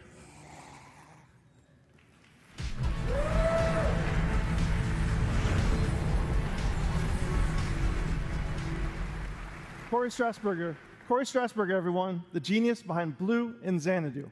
MetaHuman Animator now delivers high-fidelity facial animation from virtually any 2D video source in real time. Whether you're driving the performance of your favorite character or calling into keynotes from low Earth orbit, the sky is the limit when it comes to breathing life into your characters. And speaking of that, Corey was just driving Blue with a consumer webcam and markerless motion capture from the Captury. Corey, let me be the first to congratulate you on Blue's VTuber debut right here at Unreal Fest. And by that, I mean that this is the first time we're seeing MetaHuman Blue puppeted live, and he looked incredible on the big screen.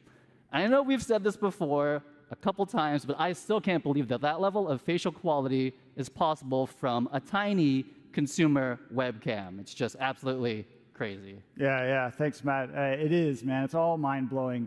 And for me, doing everything sort of solo, being able to see my performance like instantly is literally at the core of my pipeline. So I've been waiting for this quality for a really long, long time. And Chris, thanks to an amazing collaboration with the MetaHuman team, Blue is finally pure MetaHuman.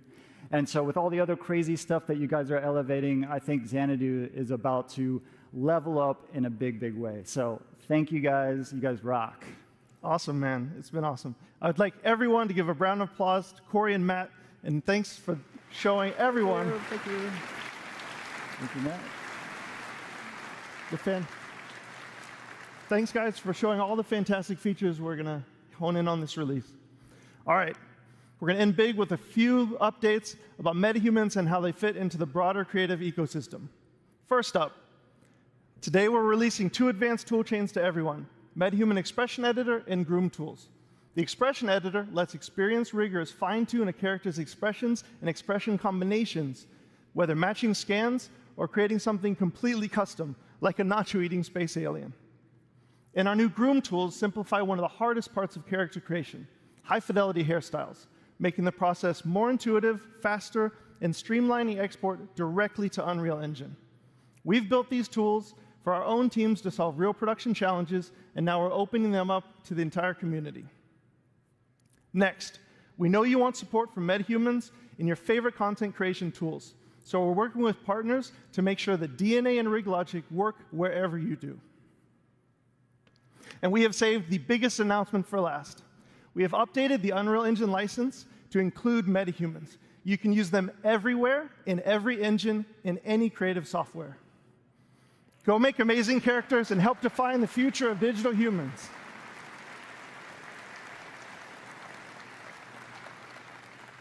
If you're curious to learn more, join our Unreal Fest sessions, swing by our booth, or check out metahuman.com to get hands-on with everything you've just seen, and thank you.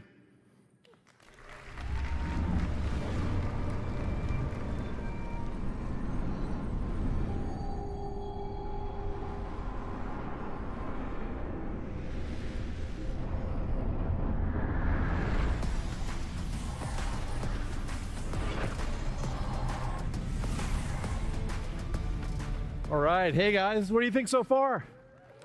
Yes, let's go. We've got a lot more in store for you this morning and over the days ahead. We've got an absolute room full of rock stars here today from different industries making everything Unreal. We've got AAA game developers, indie developers, Fortnite creators, filmmakers, car designers, architects, fashion designers. I could go on. You're all here to connect, share, and learn. And learn you shall. We've got over 150 tech talks and dozens of hands-on labs covering all of Epic's developer tools and services. And many of these sessions are going to be led by our growing community of instructors, educators, and service partners. And I want to thank all of you who are giving so much back to this incredible community. Now let's talk about a few more exciting updates from across the Epic ecosystem, starting with Reality Scan. In the coming weeks, we'll launch Reality Scan 2.0, which will unify the desktop and mobile versions under one banner. Now, CD Projekt Red put Reality Scan 2.0 to the test, using it to capture natural objects in high fidelity for the Witcher 4 tech demo that you just saw. Complex rock and tree scans involve data sets that were previously really, really tough to process. But with 2.0, it will achieve better mesh accuracy with fewer manual steps. And you'll be able to get your hands on Reality Scan 2.0 later this month. We're also seeing more and more developers and art studios using Reality Scan to bring Megascan's quality content to Fab. Just take a look at this absolutely incredible Paris environment from Scans Factory, which launches today on Fab, featuring over 1,000 assets that are available for use in UE5, UEFN, and even Unity. The Quixel team has also been cooking up an amazing lineup of thousands of new Megascan assets that will start releasing on Fab later this month. And this summer, we'll be launching Fab natively in the Epic Games Launcher. Our goal with this is to bring you Quixel Bridge functionality that makes it easier for you to access your content and integrate it into your workflows. This will include one-click exports to DCCs, starting with UE5, Blender, Maya, and Cinema 4D. And we'll do more from there. We've also set ourselves up to support batch actions to download and export content. Back in April, we announced that Loci, a leading computer vision and AI company, joined Epic. We're working quickly to bring Loci's technology to Fab, which will improve our tagging accuracy, enable semantic search, and improve our IP moderation capabilities to ensure that our artists' work is protected. All right, we've shown you what's coming from our side. Now it's time to spotlight some of the incredible projects from across industries that are putting Unreal to the test.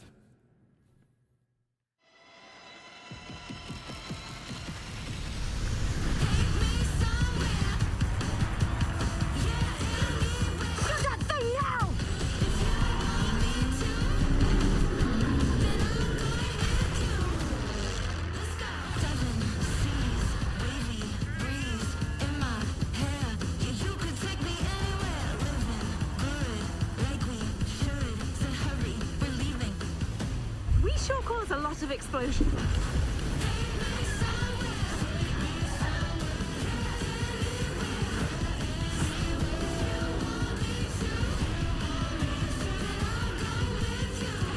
There have been noise complaints.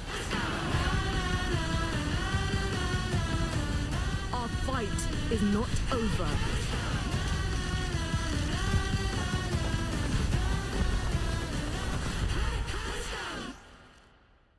Awesome. You guys just raised the bar year over year. This year, one of our major goals is to make animating linear content in Engine awesome. We've got a lot of work to do still, but the 5.6 release is packed with new features that have been influenced and battle tested by some of the world's best studios. One of them is here with us today. The Third Floor has an impressive track record of using Unreal to make movies like Guardians of the Galaxy and shows like House of the Dragon. Here to tell you about their next incredible production is co-director of the new Predator movie, Josh Wasson.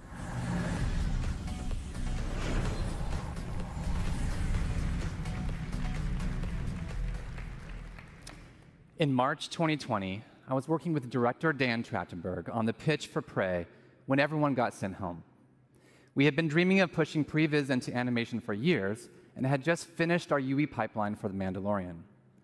Uncertain what would happen to movies in a post-COVID era, now is the time for Third Floor to get serious about finals. So while we're having a blast crafting scenes in UE for Prey, I got to show Dan the cool things we had brewing. And that led to an idea. What if Predator was an animated movie? Fast forward to the industry contraction of 2023, and projects started dropping like flies. But this crazy ambitious film with a crazy ambitious schedule materialized right in the middle of it all.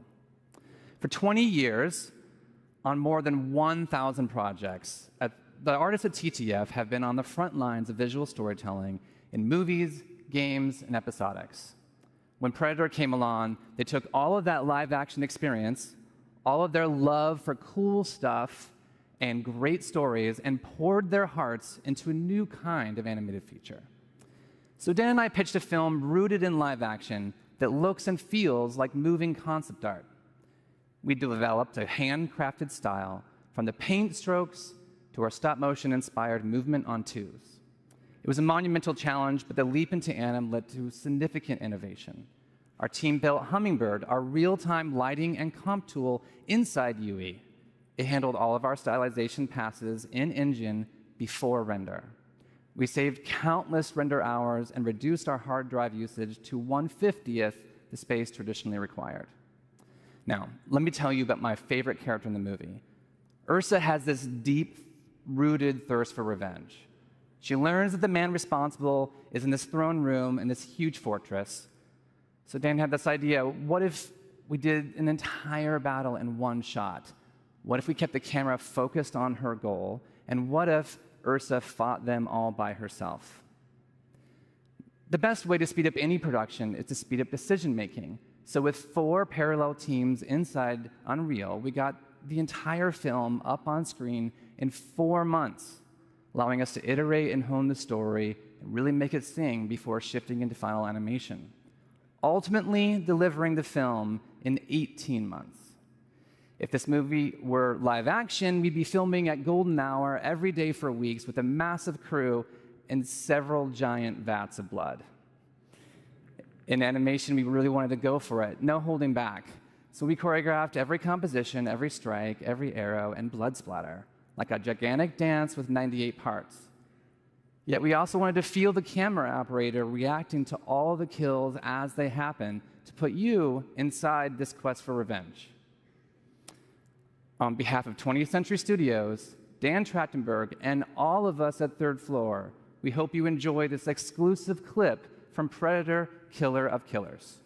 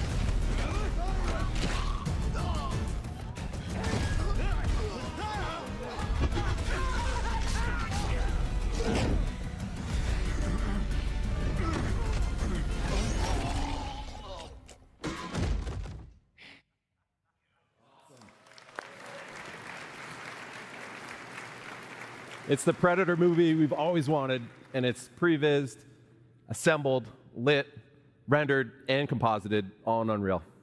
And it's premiering this Friday on Hulu, so check it out. And congratulations to Josh and the team.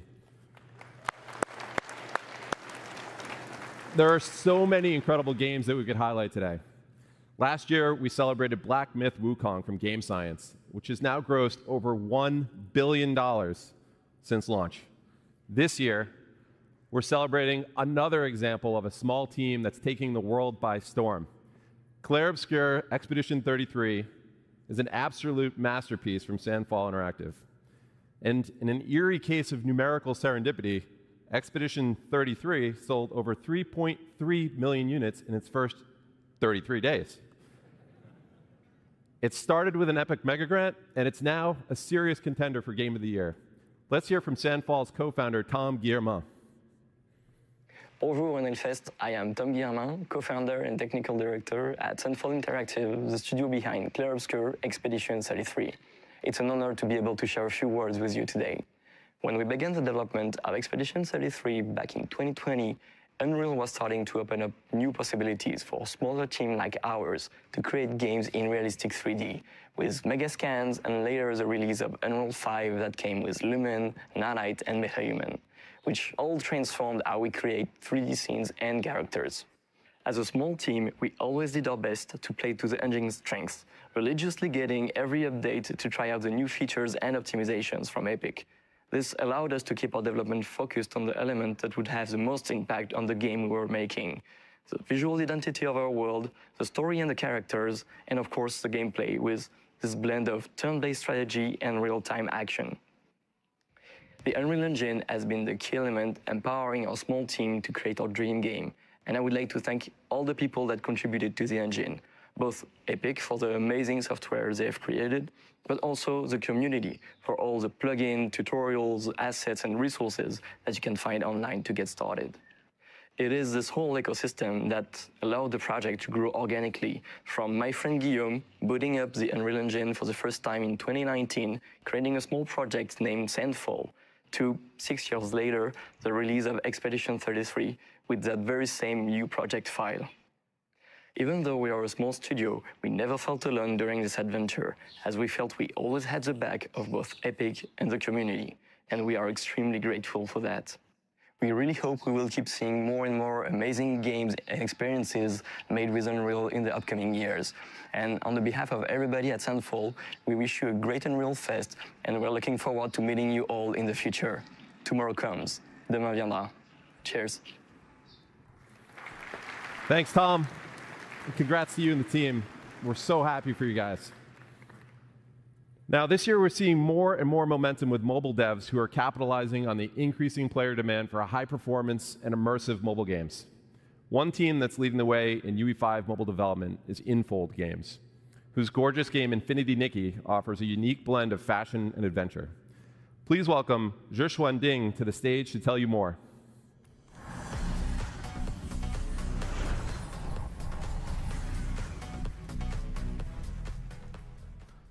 Hi, everyone. First, I want to thank our friend at Epic for inviting me here today.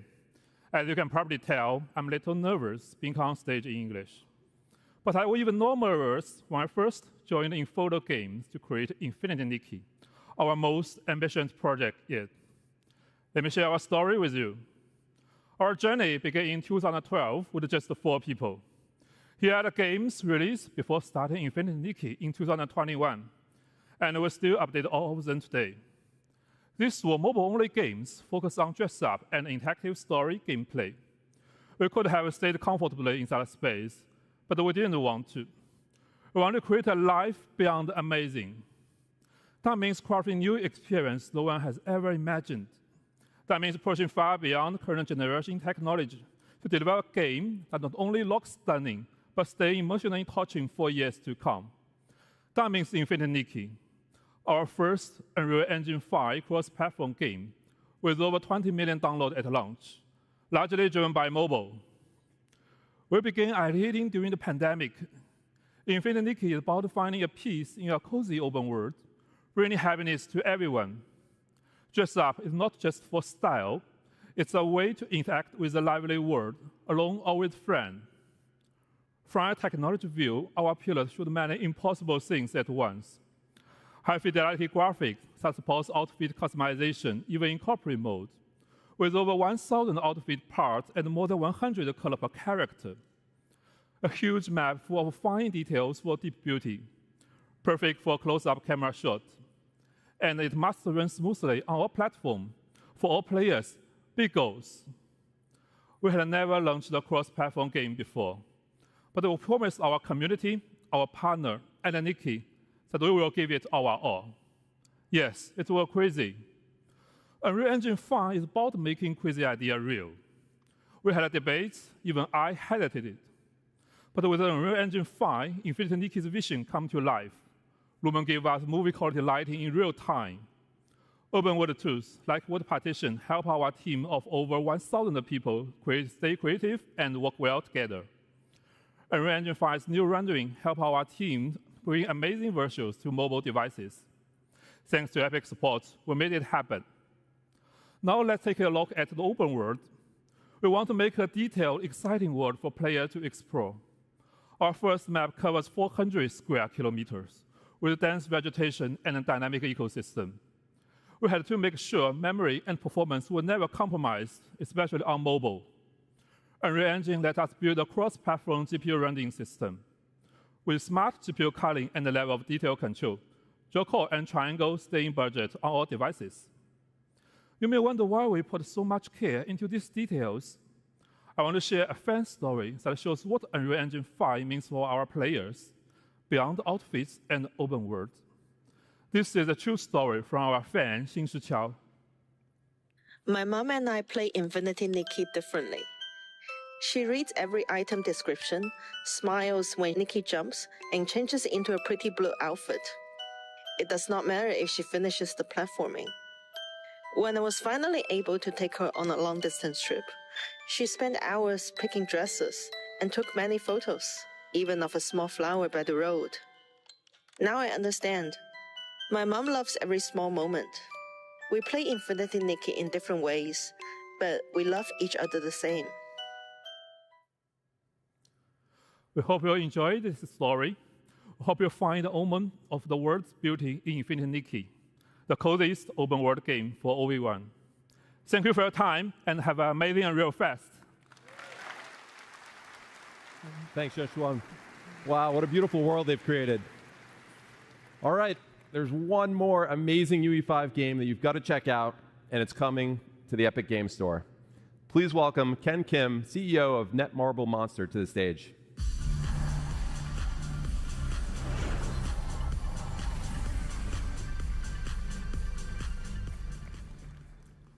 Hello, everyone. Excited to be here today. I'd like to first thank Epic Games for this opportunity. It's a great honor to introduce our latest project here at Unreal Fest. Let me introduce Mongil Stardive. Mongil Stardive is the successor to Monster Taming, a game we first launched back in 2013. Known as Mongil in Korea, the game was a huge success, surpassing 10 million downloads just in Korea. With this new title, we aim to expand the world of Mongil by creating a vibrant living world filled with countless characters and monsters. To achieve this, we chose Unreal Engine 5, which allowed us to capture even the most subtle emotional expressions of the characters, making the world of Stardive truly come alive. This was the best choice for delivering a seamless cross-platform experience across PC, console, and mobile. One of our key goals is to provide players a whole new gameplay experience by giving each and every character a deep narrative and its own unique control system. That means every time you change characters, it'll feel like you're playing a different game. And this transforms Stardive from a simple action game into a truly immersive adventure. Moreover, the monsters in Stardive are not just enemies. They can be tamed, nurtured, and become your companions along the journey. Depending on their traits, they can also be used to craft weapons or used as ingredients to cook, adding a deeper layer of strategy and connection to the game. Each monster is a living, growing creature, transforming the conventional concept of monster collecting into a meaningful, dynamic relationship. The Epic Game Store, with its global reach and strong community, is the ideal platform to connect with players around the world. And we are happy to announce that Mongil Stardive will be exclusively on the Epic Game Store for PC. Now, I'm excited to show you a brand new trailer from the game.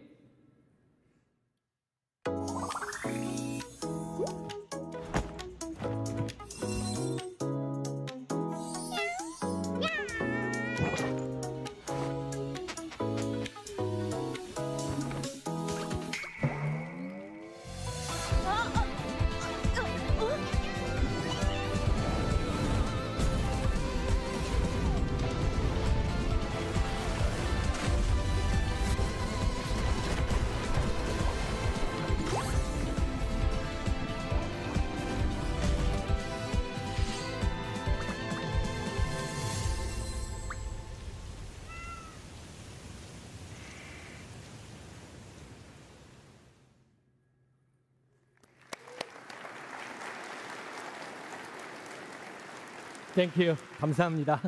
We hope to see you at tomorrow's session. Speaking of our friends at Epic Game Store, let's hear from Steve Allison.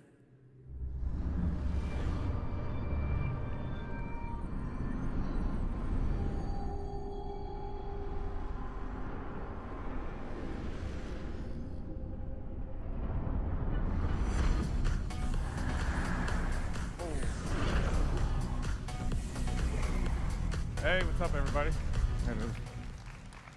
Thanks, Ken. It's exciting to see Netmarble Monster bringing Mongil Stardive to the Epic Game Store exclusively at launch on PC and taking advantage of our Epic First Run program to keep 100% of the first 6 months of net revenue.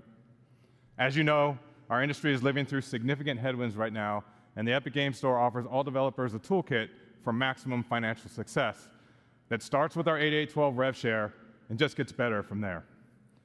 Now on Epic, our back catalog program, like Epic First Run, allows you to keep 100% of net revenue for the first 6 months on back catalog titles that you bring to the Epic Game Store. And for Unreal developers, Launch Everywhere with Epic reduces your engine royalty rate from 5% to 3.5% on all platforms and stores when you ship your UE-based games day and date on the Epic Game Store. And remember, Unreal Engine developers pay 0% royalty on all Epic Game Store sales where we process payment. Additionally, you also have the option to use any in-app purchase payment solution you want, and when you do, you keep 100% of that IAP revenue. We want to do everything we can to help during this critical time to maximize your success, so we have added another tool to the Epic Game Store toolkit. Starting June 1st, we've changed our initial revenue share to 0%, so that you receive 100% of the first $1 million in net revenue, and then 12% to Epic after passing that threshold. Pretty cool, yeah, awesome. And this change is per title and per year. So this applies to new titles and back catalog releases, and all existing and future Epic Game Store partners and their titles on both PC and mobile benefit from this change immediately. And so life to date, we paid our developer and publishing partners over $2.1 billion, and we're just getting started. So let's talk a little bit about what's next. So even after years of building the store on PC, we know there's still a ton of work to be done to deliver a world-class experience for our over 70 million monthly active users. And in the coming months, we'll be rolling out long overdue features on PC that will move us closer to that vision. Download Manager 2.0 was released just a few weeks ago, and preloading is coming finally in September. Gifting is targeting a release in time for the holidays so that you can gift games to your friends. And our revamped social is rolling out this year, and will connect our PC and mobile players together with game-independent voice chat, text chat, and parties, along with robust game invites for third-party games. And this will be the building block for several innovative social features on the store that will follow. We're also putting great focus on ongoing launcher improvements that will make the store feel great to use. And of course, delivering a great player experience means meeting players wherever they are, which is why mobile remains a key focus for us. We've already seen strong momentum on mobile with over 40 million installs to date, and we're pushing hard to hit 70 million by the end of the year. The Epic Game Store is available globally on Android, and we are continuing to expand our global footprint on iOS. Today, it's available on iOS in the European Union, with upcoming launches in Brazil, the UK, and Japan, as new laws in those countries come into effect. In Q1, we launched with a curated selection of third-party titles, and as of today, there are over 70 games live on the Epic Games Store mobile, with more being added regularly. This deliberate, phased approach ensures a high-quality experience as we gear up to open the store to self-publishing in the near future. In March, to accelerate installs and to keep players coming back week after week, we brought our weekly free games program to mobile. So each week, as we do on PC, we are partnering with developers to give players at least one new free game directly through the app on both Android and iOS, celebrating the best of premium mobile and partnering with developers on content packs for free-to-play games. Our focus is getting the Epic Games Store mobile to 1.0. This is defined by two major new additions to the store, and the first of which is rolling out very soon. We're launching Epic Web Shops in July. Developers will be able to come into our tools and easily set up a shop for in-app purchases for mobile and PC games. And through Epic Web Shops, you can leverage our industry-best rev share and offer players a better deal with bonus offers. And as an extra benefit, all players spending on Epic Web Shops also accrues Epic rewards on all purchases. These shops will live on the web so that you can steer your players to them. And we're democratizing web shops by making them super easy to set up and available to all developers. And second, we'll be launching mobile self-publishing tools in Q4 and opening up the store to all mobile developers to set up and distribute your games. Well, that's it for me today. If you want to learn more about our plans for the Epic Games Store, join us today at 3:45. And now, Hannah Lowry will join us to share what's new in the Fortnite ecosystem. Thank you.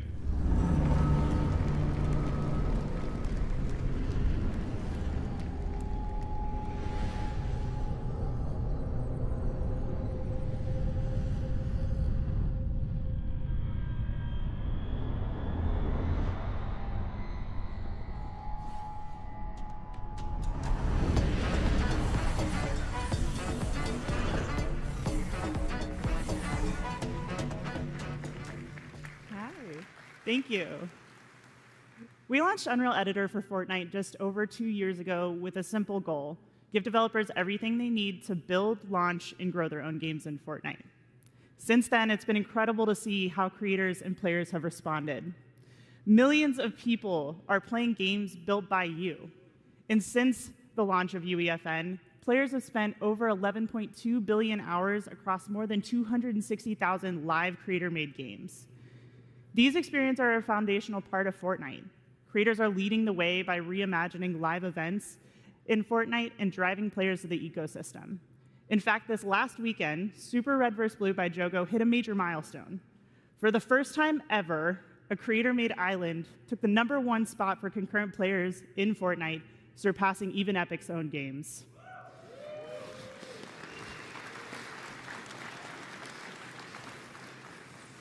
This is a proof the system is heading in the right direction. Watching developers experiment, build, and push UEFN to its limits has been inspiring. But it goes beyond just making games. Creators are launching studios and building passionate communities around their work in Fortnite. And thanks to that effort, engagement payouts going to third-party creators have already reached $722 million since the launch of UEFN, and that number continues to grow. None of this would be possible without you, our community, which is core to UEFN.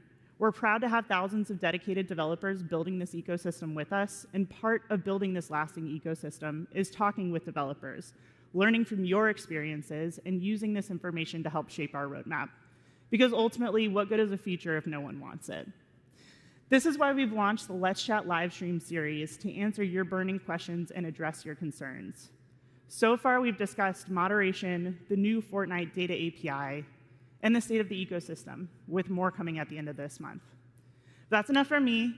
Help me welcome to the stage an outstanding UEFN developer, Tom Jank.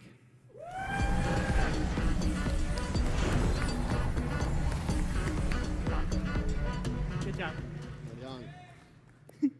Tom, good to see you here in Orlando. How are you feeling? Oh, I'm doing great. It's been amazing. Why don't we get started by you telling us how you got into UEFN for those who don't already know you? Yeah, I actually originally started in the animated film industry. I worked for Netflix, Pixar, but I was really looking to kind of be my own boss. I really wanted to do my own thing. And so, one thing led to another, and now I'm here at the State of Unreal. Now you're here. How did you find success in UEFN? Like, how did you build towards what you are today? Well, I released a few maps, but the momentum really started coming when I started releasing my warm-ups. I posted daily on Twitter, just these janky experiments that are kind of weird and wacky, and people thought, how is he doing this in UEFN? And so that built to commissions and work and me doing this full time. I know a lot of people are probably familiar with your warm-ups. Did you ever make any of those into maps? Actually, that's where Fortnite football came from. I would pick up these little dinos and move them around, and I coded it wrong once and just punted them across the field. And I was like, well, this could be a game. This is kind of fun. And so Fortnite football was born. But no dinos. No, I got to keep within the age rating. It seems like jank has been sort of core to your experience on the platform or core to what it was like for you to learn. Can you tell us a little bit about how you landed on that brand? Yeah, actually, I am not formally trained in game design or programming, so I really started to kind of lean into that. This is a little janky. I'm using this new software. I'm building this fun stuff. And that just became part of my brand. If I messed up, oh, it's just jank. That's how it is. And so you can hear more about it in my session, the upcoming later this week, Tom Jenks UEFN Survival Guide. I love the name. It's a great name. Thank you so much for joining us up here. I mean, for us, it's really good to hear that regardless of the experience you had coming to this ecosystem, you were still able to sort of build and make a name for yourself here. That's really what we're looking for. We have a couple things on the roadmap to hopefully make your experience in the ecosystem a little bit smoother. So here to tell us more about what's coming next in UEFN is Sax Pearson.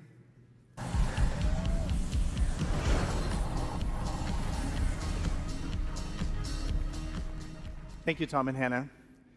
Let's start with an update on a much-wanted, often delayed feature, Scene Graph. Scene Graph is one of those foundational pillars that we really want to get right. And I'm pleased to say that the first release of Scene Graph is coming this Saturday, June 7th. Scene Graph is a foundational layer of the engine that unifies the editor and runtime representation of the scene, making everything you built accessible through verse code. In the editor, Scene Graph enables rapid construction of rich, detailed environments by organizing entities into a clear, hierarchical view.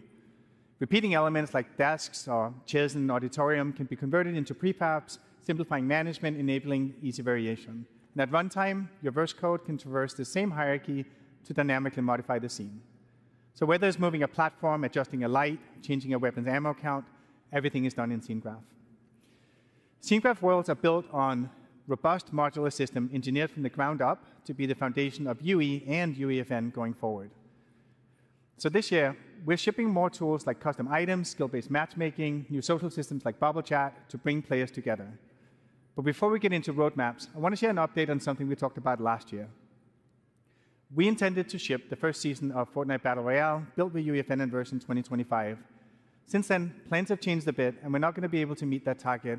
Right now, we're tracking to 2026. But today, UEFN is an integral part of development for Reload, Ballistic, and other internal projects, but we still haven't hit a few key milestones to support a full Battle Royale season.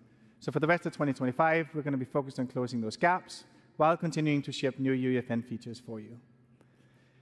A big focus of working on making it easier for players to find amazing games you've built. The release of off-platform features like deep linking, enabling you to market your game on social media, link players directly to your island inside Fortnite. And in-game retention tools like Favorite a Creator give you more ways than ever to build and engage communities directly inside Fortnite. So far, 6 creators have already surpassed 1 million favorites in games since launching the feature last year. And this not only makes it easier for players to discover and play their favorite games, but it's also a great opportunity for creators to grow their audience and their business. To further support that growth, we're doubling down on data sharing and helping you make smarter decisions as you build and launch your games. Let's talk a bit about the new Fortnite Data API. We are building Fortnite to be a true open ecosystem, one where creators have full insight into every dynamic factor that makes a game successful. And the Fortnite Data API is a key part of that vision. 2 years ago, we made the CTU of every Fortnite island visible in-game. It gave creators a clearer view into what resonates with players, helping to surface trends and improve iteration so creators can build more strategically. And community-based tools like Fortnite GG and FCHQ have shown the value of transparent Fortnite data. Now we're expanding that visibility. We released the first version of Fortnite Data API 1 week ago, giving creators access to essential metrics like acquisition, engagement, and retention for all Epic-made islands. And starting on June 9th, that same level of insight will extend to all islands in Fortnite. You can use the API to build your own dashboard or reference existing tools and websites to better understand performance, giving you the opportunity to find the right genre, the right audience, and the right moment to launch your game driven by insights, not guesswork. You can learn more about the Data API in our Creator Portal talk tomorrow. Now, we'd like to introduce our latest work that enables developers to use emerging tech to create awesome games. The Epic Developer Assistant is an AI tool that currently in beta that will improve creator productivity.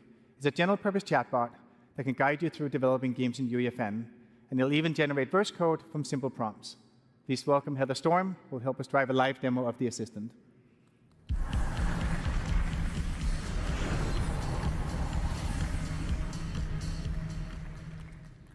Hey everyone. So let's set up the challenge that we want the assistant to help us with. We built an escape room with the challenge that you need to collect 3 props in order to escape through the center of the map. We need our props to randomly spawn within our play space. So let's go ask the Epic Developer Assistant to help us out. Now, I don't want to subject you to my typing skills, so we're going to copy and paste the prompt directly into the assistant. Hey, assistant, I need some verse code that will randomly spawn 5 creative props in the map. I've added some extra context here, such as how the spawn radius and how far apart the props should spawn, just to make sure that this will work in our existing game. We'll also make the props respawn every 10 seconds to make it a more challenging experience for our players, and me. Finally, we'll name our verse file and the editable variable, prop to spawn. So while the assistant generates a response, you can see it may provide relevant documentation to your request. The assistant is powered by GPT-4.1 and is fine-tuned using our, like Epic's own verse code licensed from creators who signed up to help, and all of our current documentation. And once the assistant has generated the code, it'll test if the code can compile. If it can't, it has a second self-repair step to correct the code. It looks like it's generated. It tells us how to use it, and then we have the code. All right, it looks good. Let's go into VS Code and paste it directly into our file.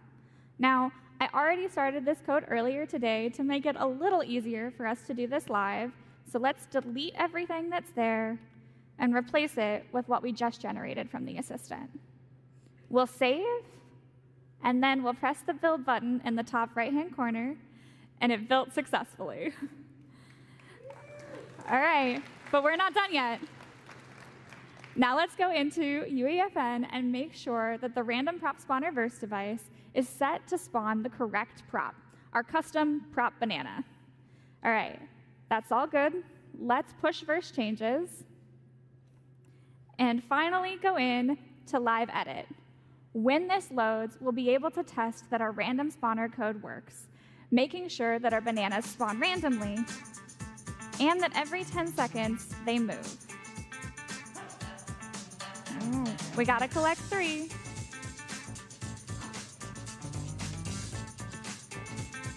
And now we can escape. And that's it. Now our team can continue to iterate and refine our game.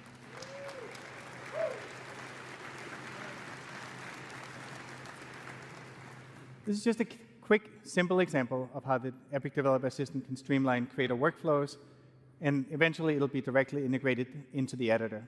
You can try it for yourself right now on the Epic Developer Community site as it enters beta and is live today. Thank you, Heather.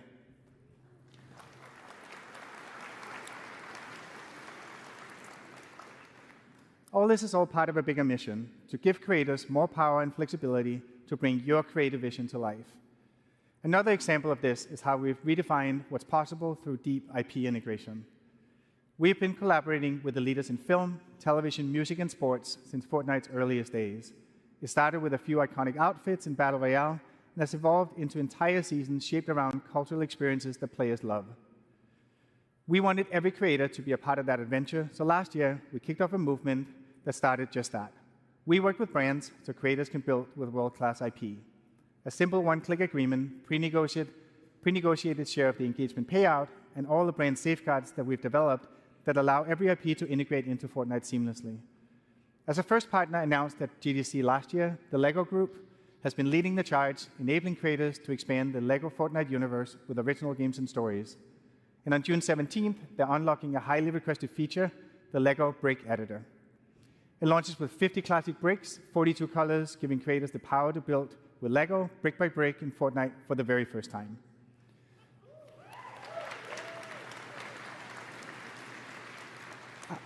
Our second partner to join the movement was Paramount. We welcomed Teenage Mutant Ninja Turtles to UEFN last fall, and from Pizza Tycoon to the wildly popular RVB experiences to TMNT Dimensions, we've been amazed by your creativity. All in, you've spent over 700,000 hours in editor creating TMNT games. And then finally, horror has always had a strong foothold in creator-made games, so it's not a surprise that adding Skybound's Walking Dead to the program has been a huge success. We launched in March, and creators are just starting to publish Islands now, and so far, more than 1,000 developers have published Walking Dead games in the first 2 weeks since its release. Through our current partnerships, creators have already published over 12,000 islands with over 160 million hours played. I'm excited to announce that our next wave of partners bring in their worlds for you to create with. Later this month, Squid Game will be coming to UEFN, and creators will be able to build their very own twist on the world's most intense playground. Our partner Netflix is placing environment assets, NPCs, and new game systems like the Disguise device in the hands of creators so they can be their very own game master. Squid Game Tools will launch on June 27th, timed to the series finale of Squid Game, and creators will be able to publish their islands later this summer. Thank you. Our desire to bring iconic IP in the hands of creators doesn't stop with Squid Game. Avatar: The Last Airbender. We heard players loud and clear about how much they love the bending gameplay in Battle Royale, so we are excited to bring Avatar-themed tools and devices to UEFN next year. That means you, the developer, can use features from the 4 nations to build your very own authentic Avatar games. Together with these amazing brands, we're expanding the library of iconic IP that creators can use to make games in Fortnite. Our aim is to give you everything that you need to build awesome games using the power of Unreal Engine, share them with millions of players in Fortnite, and get paid when people love what you've made. Huge thank you to everyone for what you've done so far.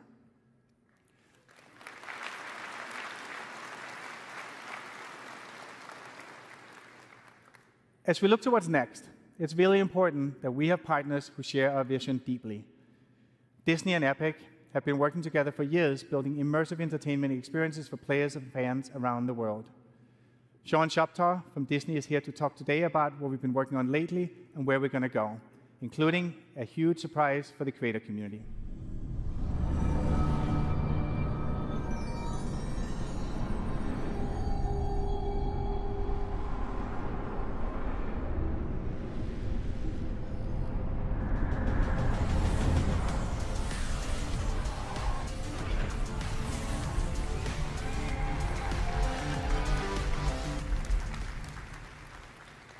Thanks, Sax. For more than a decade, Disney has been leveraging Unreal across film, television, theme parks, and games. And that momentum is only accelerating. As we announced last year, we've partnered with Epic to build a transformational entertainment universe that will bring all of Disney together. And Unreal will be foundational for delivering on that shared ambition. Let's take a look at some of the amazing experiences Epic and Disney have built together over the years.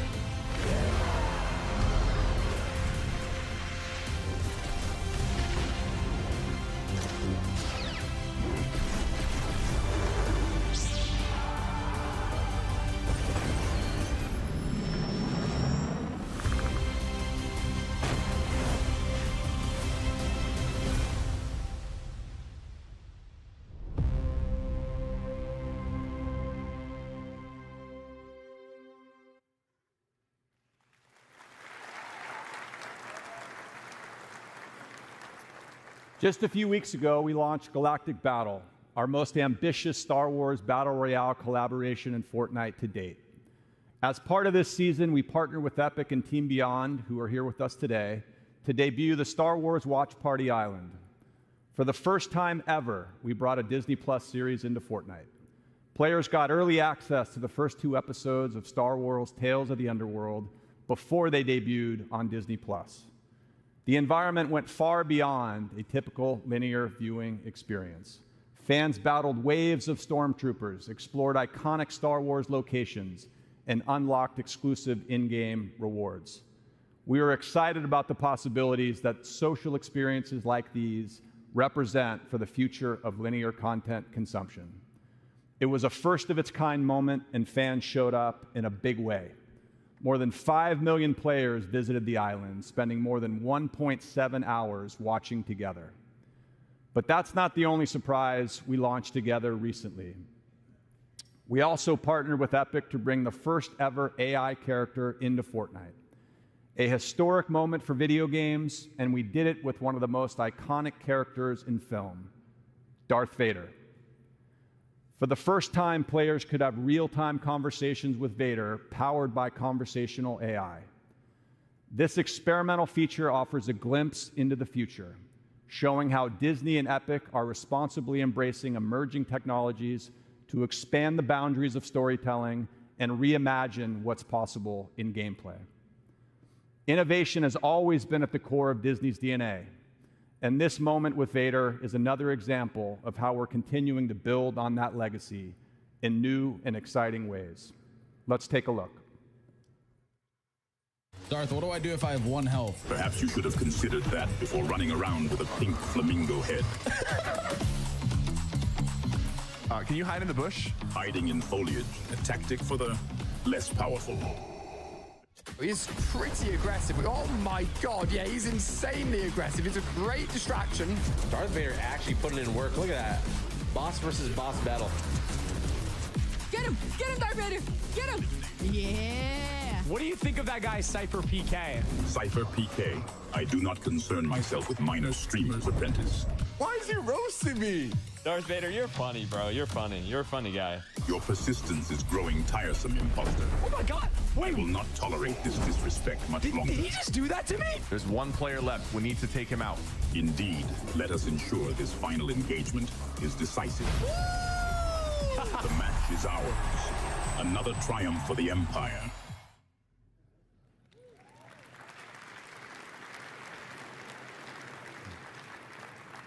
Now, as we look ahead to the next chapter of our relationship with Epic, we're inspired by the movement Sax just spoke about, one that puts creators at the center. As part of our shared vision to build that transformative entertainment universe, bringing the creator community into this universe has been a foundational part of our plan from the beginning.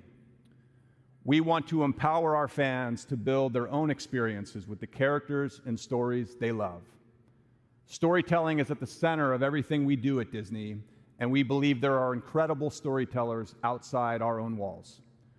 That's why I'm excited to announce today that we will be bringing Star Wars to UEFN.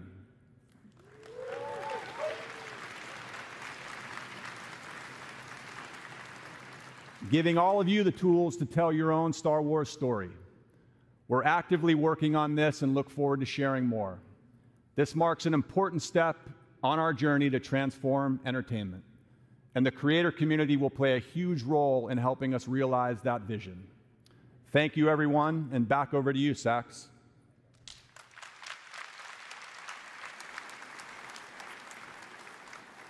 Thank you, Sean.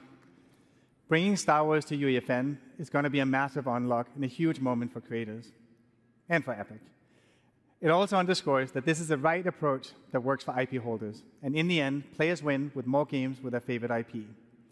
This is one of the many ways that we're collaborating with Disney to bring their IP to players in new category-defining ways, including, most recently, with Darth Vader in Fortnite.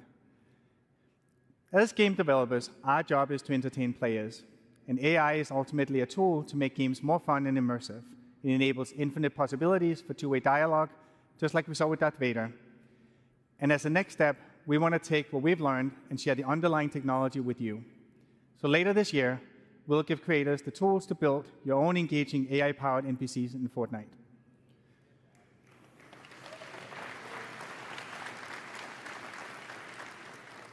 And we're taking it a step further. So creators can not only drive NPC behavior and dialogue, but they can also drive the core game itself. What you're about to see is an internal prototype that we've been making using a large language model API that we intend to release soon.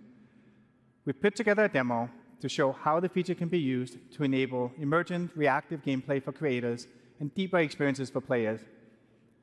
It's a live demo running in a live environment driven by an LLM that so far has not given us a single run-through that felt the same. And the magic lies in the degree of surprise and variability that you can expect when integrating AI at a deep level into your game. And importantly, you, as the game maker, can still maintain tight control of the story and gameplay outcomes. You can try these tools in action on the show floor, but first, let me walk you through what we're about to demo. I've got Andrew Ruffini, Andrew Grant here, who's going to drive the demo.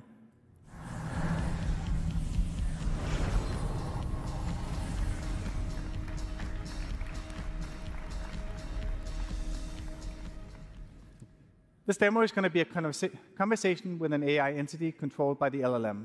The AI character has a singular goal: make you press the red button. Before you go into Fortnite, we'll jump over to the UEFN editor to show you how simple it is to set up a character for your game. Let's start by taking a look at the new Persona device that's coming later this year. This device enables you to create characters with personalities that players can talk to. You can select the type of voice and delivery you want for your NPC, as well as their characteristics. We specified all our facts in verse code, so let's jump over there to see how we define for our what we define for our character. So facts define both the personality of the AI and the knowledge that it has. All facts for the character is right there. The prompt we inputted for this NPC say that it's a mysterious cosmic entity named Mr. Buttons. Its ultimate goal is to guide me to press the glowing red button with comedic finesse. The code provides the AI with facts about the contents of the world and guidance of how it should interact with the player. It's about 20 lines of text in total. The Verse API enables us to adapt facts in runtime and to receive structured responses, allowing the AI to directly affect game state. All right, let's jump over to Fortnite and see how this all comes together. And remember, like the AI insistently, the only sole purpose is to get the player to press the glowing red button. All right. Take it away, Andrew and Andrew.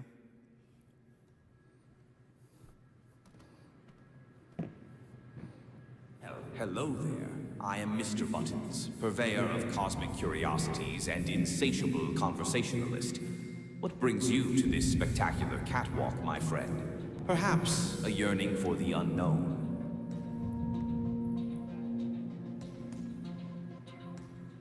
What is this place?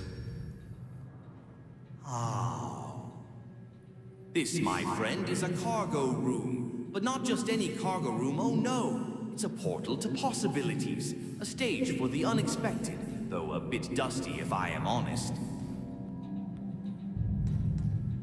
What does the button do? The million-dollar question. What doesn't it do? It's a gateway to glory, a ticket to transformation, a symphony of, well, you get the idea. It does things. What about those signs that say, do not press button? Signs, you say? Signs. Mere suggestions from those who lack imagination. After all, rules are made to be gently nudged aside. Wouldn't you agree? This feels pretty risky. We have a big audience here and even a live stream. Risk? My dear friend, where is your sense of adventure? Think of the views, the followers. Besides, a little danger spices things up, don't you think? Why be normal? No, we're going to get out of here. Let's go.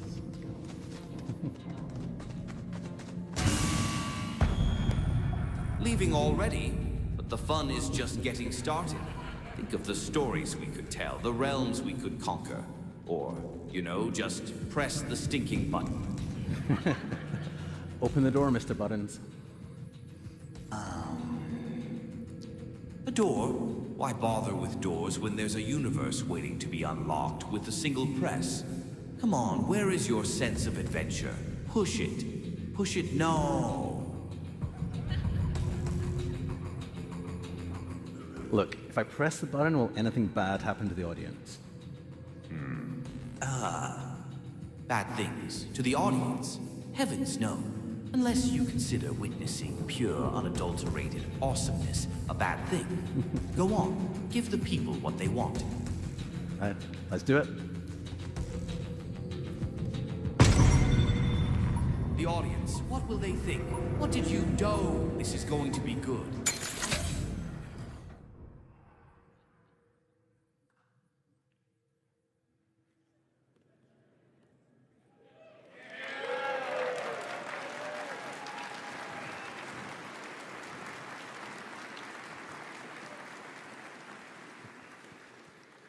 Well, they pressed the AI button, and it might have been a bad idea, but like in truth, there's no unpressing that button. So at Epic, we've been thinking a lot about what this future of AI means for us and for the whole industry. And when the world's on fire, we like to back up and remember our aims as game developers. It's to make fun games, and AI can help us with this. And so we've come to see AI as an opportunity to have a multiplying force on human creatives. The ability for a small team of indie developers to create characters with personality and infinite dialogue is a superpower. The power to accelerate code development and 3D content development of all sorts is going to make game developer better and more accessible for everybody. And right now, we've never seen a time like this in my lifetime. The world is changing ridiculously fast. And the good news is the industry is changing fast too, and in particular, it's opening up. Last year, the European Commission opened up iOS to competing app stores. We launched the Epic Games Store on Android worldwide and on iOS in the European Union. And very recently, the United States court opened up iOS to competing payment services this year. This enabled Fortnite to return to iPhone here in the United States.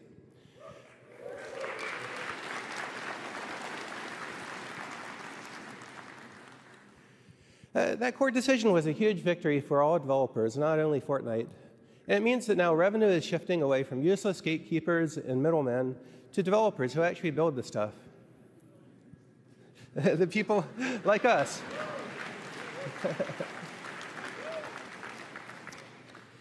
And this trend towards open platforms is spreading around the world. This year, later, Fortnite will be returning to iOS in Brazil, United Kingdom, and Japan.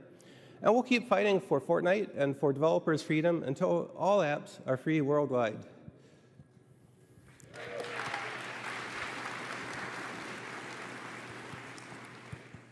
So we have big plans for the future, and we're optimistic about the way the industry is developing. Remember, Epic's mission here is to make great games and share the technology and tools we build with the entire world so that you can build anything that you want. And today, Unreal Engine is bringing together the entire real-time 3D industry. There's film and television, there's architecture, automotive makers, fashion designers, musicians, and game developers from indies to AAA studios like CD Projekt Red. This is a really exciting time, especially right now, because we're on the road to Unreal Engine 6. This is going to be a multi-year journey to bring together the best of the two major forks of development we have going on in the company now. There's Unreal Engine 5 for high-end standalone game development, and there's Unreal Editor for Fortnite for deploying awesome experiences into the world of Fortnite.